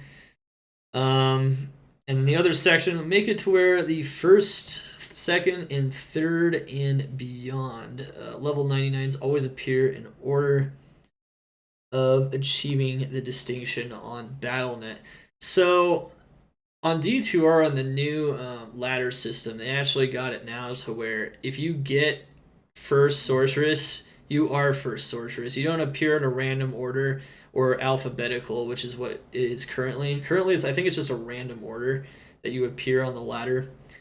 First place should just stay first place so that it's clear, who got first place on the ladder itself, and so on, all the way down. And also, being able to delete a dead character and still maintain the position on the ladder is also desirable. Make it to where level 99 characters can always get some special aura, but perhaps not as flashy as top 3 for more motivation. Same can be done for a character, for a player that kills D-Clone, so it's Rathma in a given season. So the way I see it is D-Clone, Rathma, and 99 are very special accomplishments, and maybe they should be indicated by some kind of aura or some kind of indicator on the character that you can turn on and off. Maybe not as flashy though as being like top 3 necessarily, but I think this would be good for motivating gameplay beyond the top 3. It feels like once people get the top 3, everyone kind of just gives up in a lot of cases, and maybe that's not the best. I do understand incentivizing, of course, fast and furious gameplay to get those top spots, but incentivizing gameplay throughout the season maybe to achieve some really tough achievements, because Rathma and D-Clone are very tough. It takes an expensive character, takes gathering the character, takes a lot of gameplay, and a lot of people don't have a lot of time to achieve those until like 3 months in. And they have no chance of getting any special indicator that shows they killed D-Clone or Rathma or anything like that.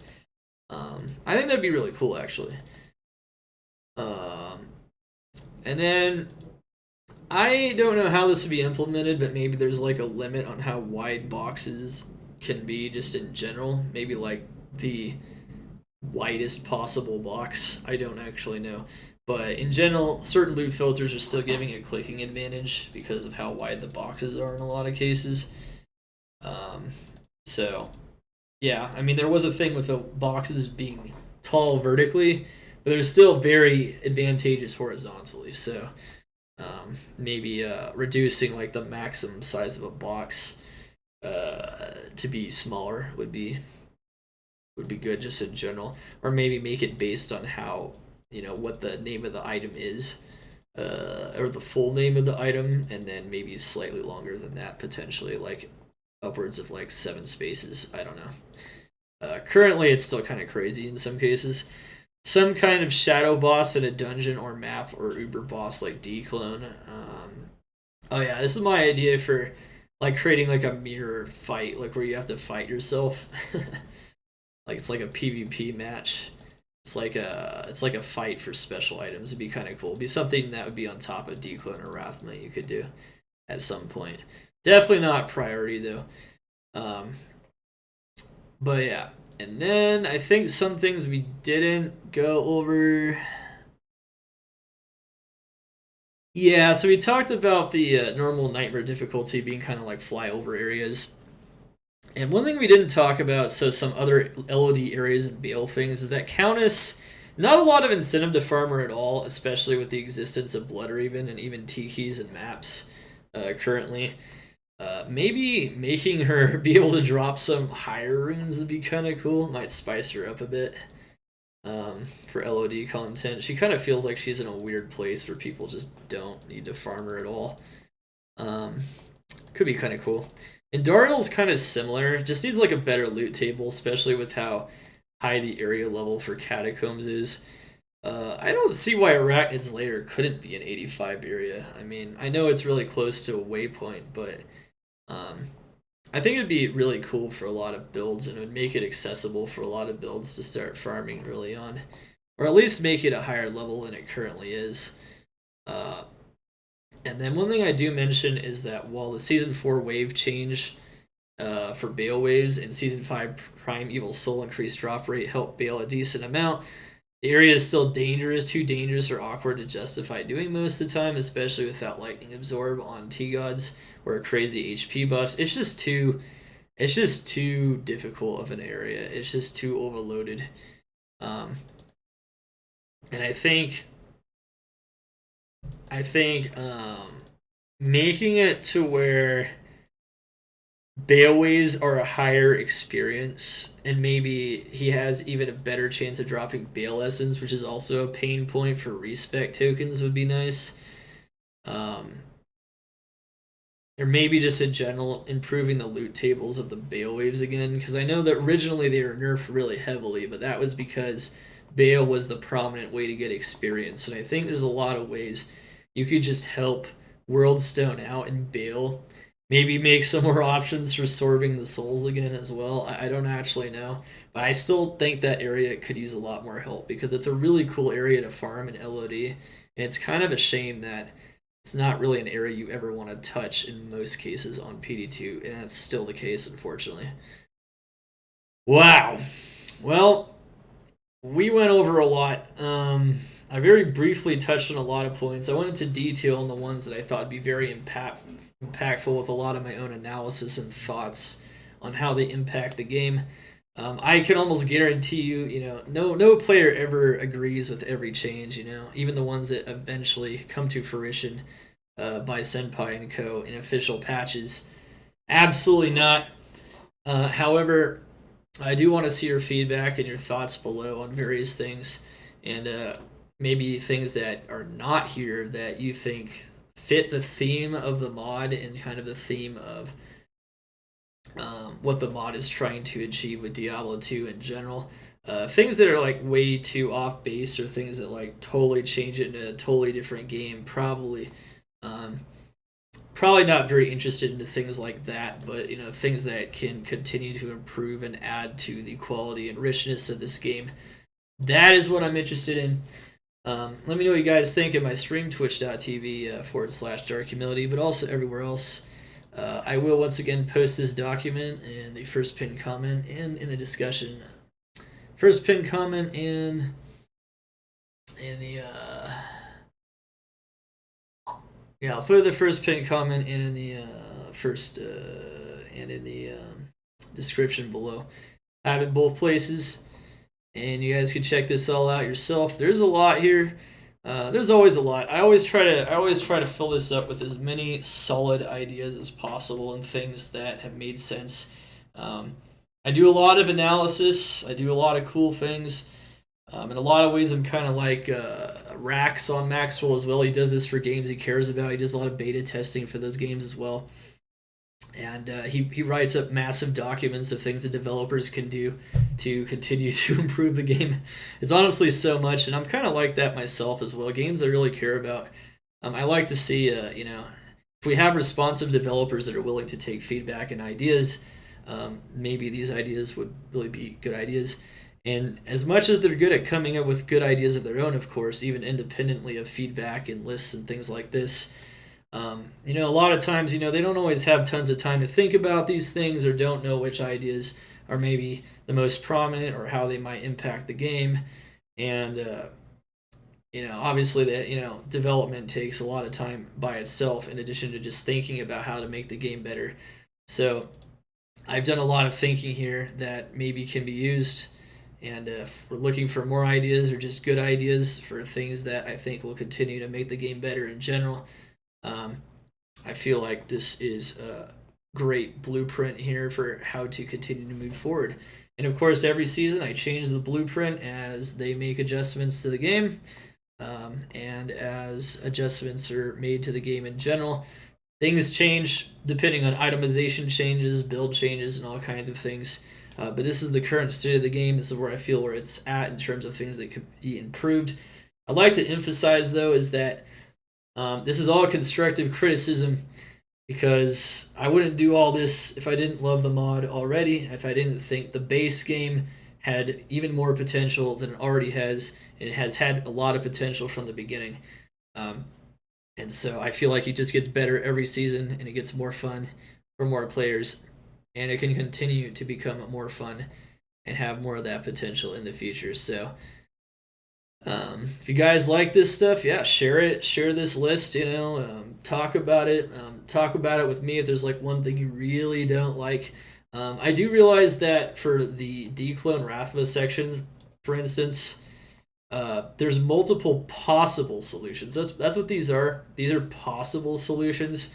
So not all of them I think everyone will like. I think, for instance, Solution 2, for instance, I think there might be a lot of people that might not like that simply because I consider it a solution, but it might bring things like Annie's and whatnot out of reach of players that might want them otherwise, even though it's tied to certain content. So I do realize that. But anyway, it's been awesome having this discussion with y'all. Let's talk PD2 again sometime soon. For now, I'm going to be putting PD2 after this on the back burner until Season 6. See you guys at the next round of beta testing, DH's Mad Lab, and improved tier lists as we continue to do more testing and more understanding and more analysis of the game overall. And hopefully we see a lot of these changes implemented. I definitely have a lot of hope for definitely a lot of these, and every time I see a lot of they make a lot of changes. They might think of some of these things independently, of course. They might have thought of them long before I thought of them. Who knows? But this is my list. We do a lot of work on it, and they'll take hopefully I give this to them as well so they can review it if they have time. I know it's a lot, so but it is what it is, and hopefully we can continue to improve this mod and keep it going. Despite it not having D2R graphics, this game shines brightly in so many other ways, and I hope you guys have enjoyed the season so far, and if you're still playing it, keep getting it. See you guys next time. Remember, you can always catch me at twitch.tv/darkhumility. And we will have this, of course, in the description of the first pinned comment below. And like and subscribe if you want more awesome videos and just want more awesome content, more awesome analysis, and awesome stuff when it comes to Project Diablo 2 and D2R. Dark Humility, over and out. See you guys next time.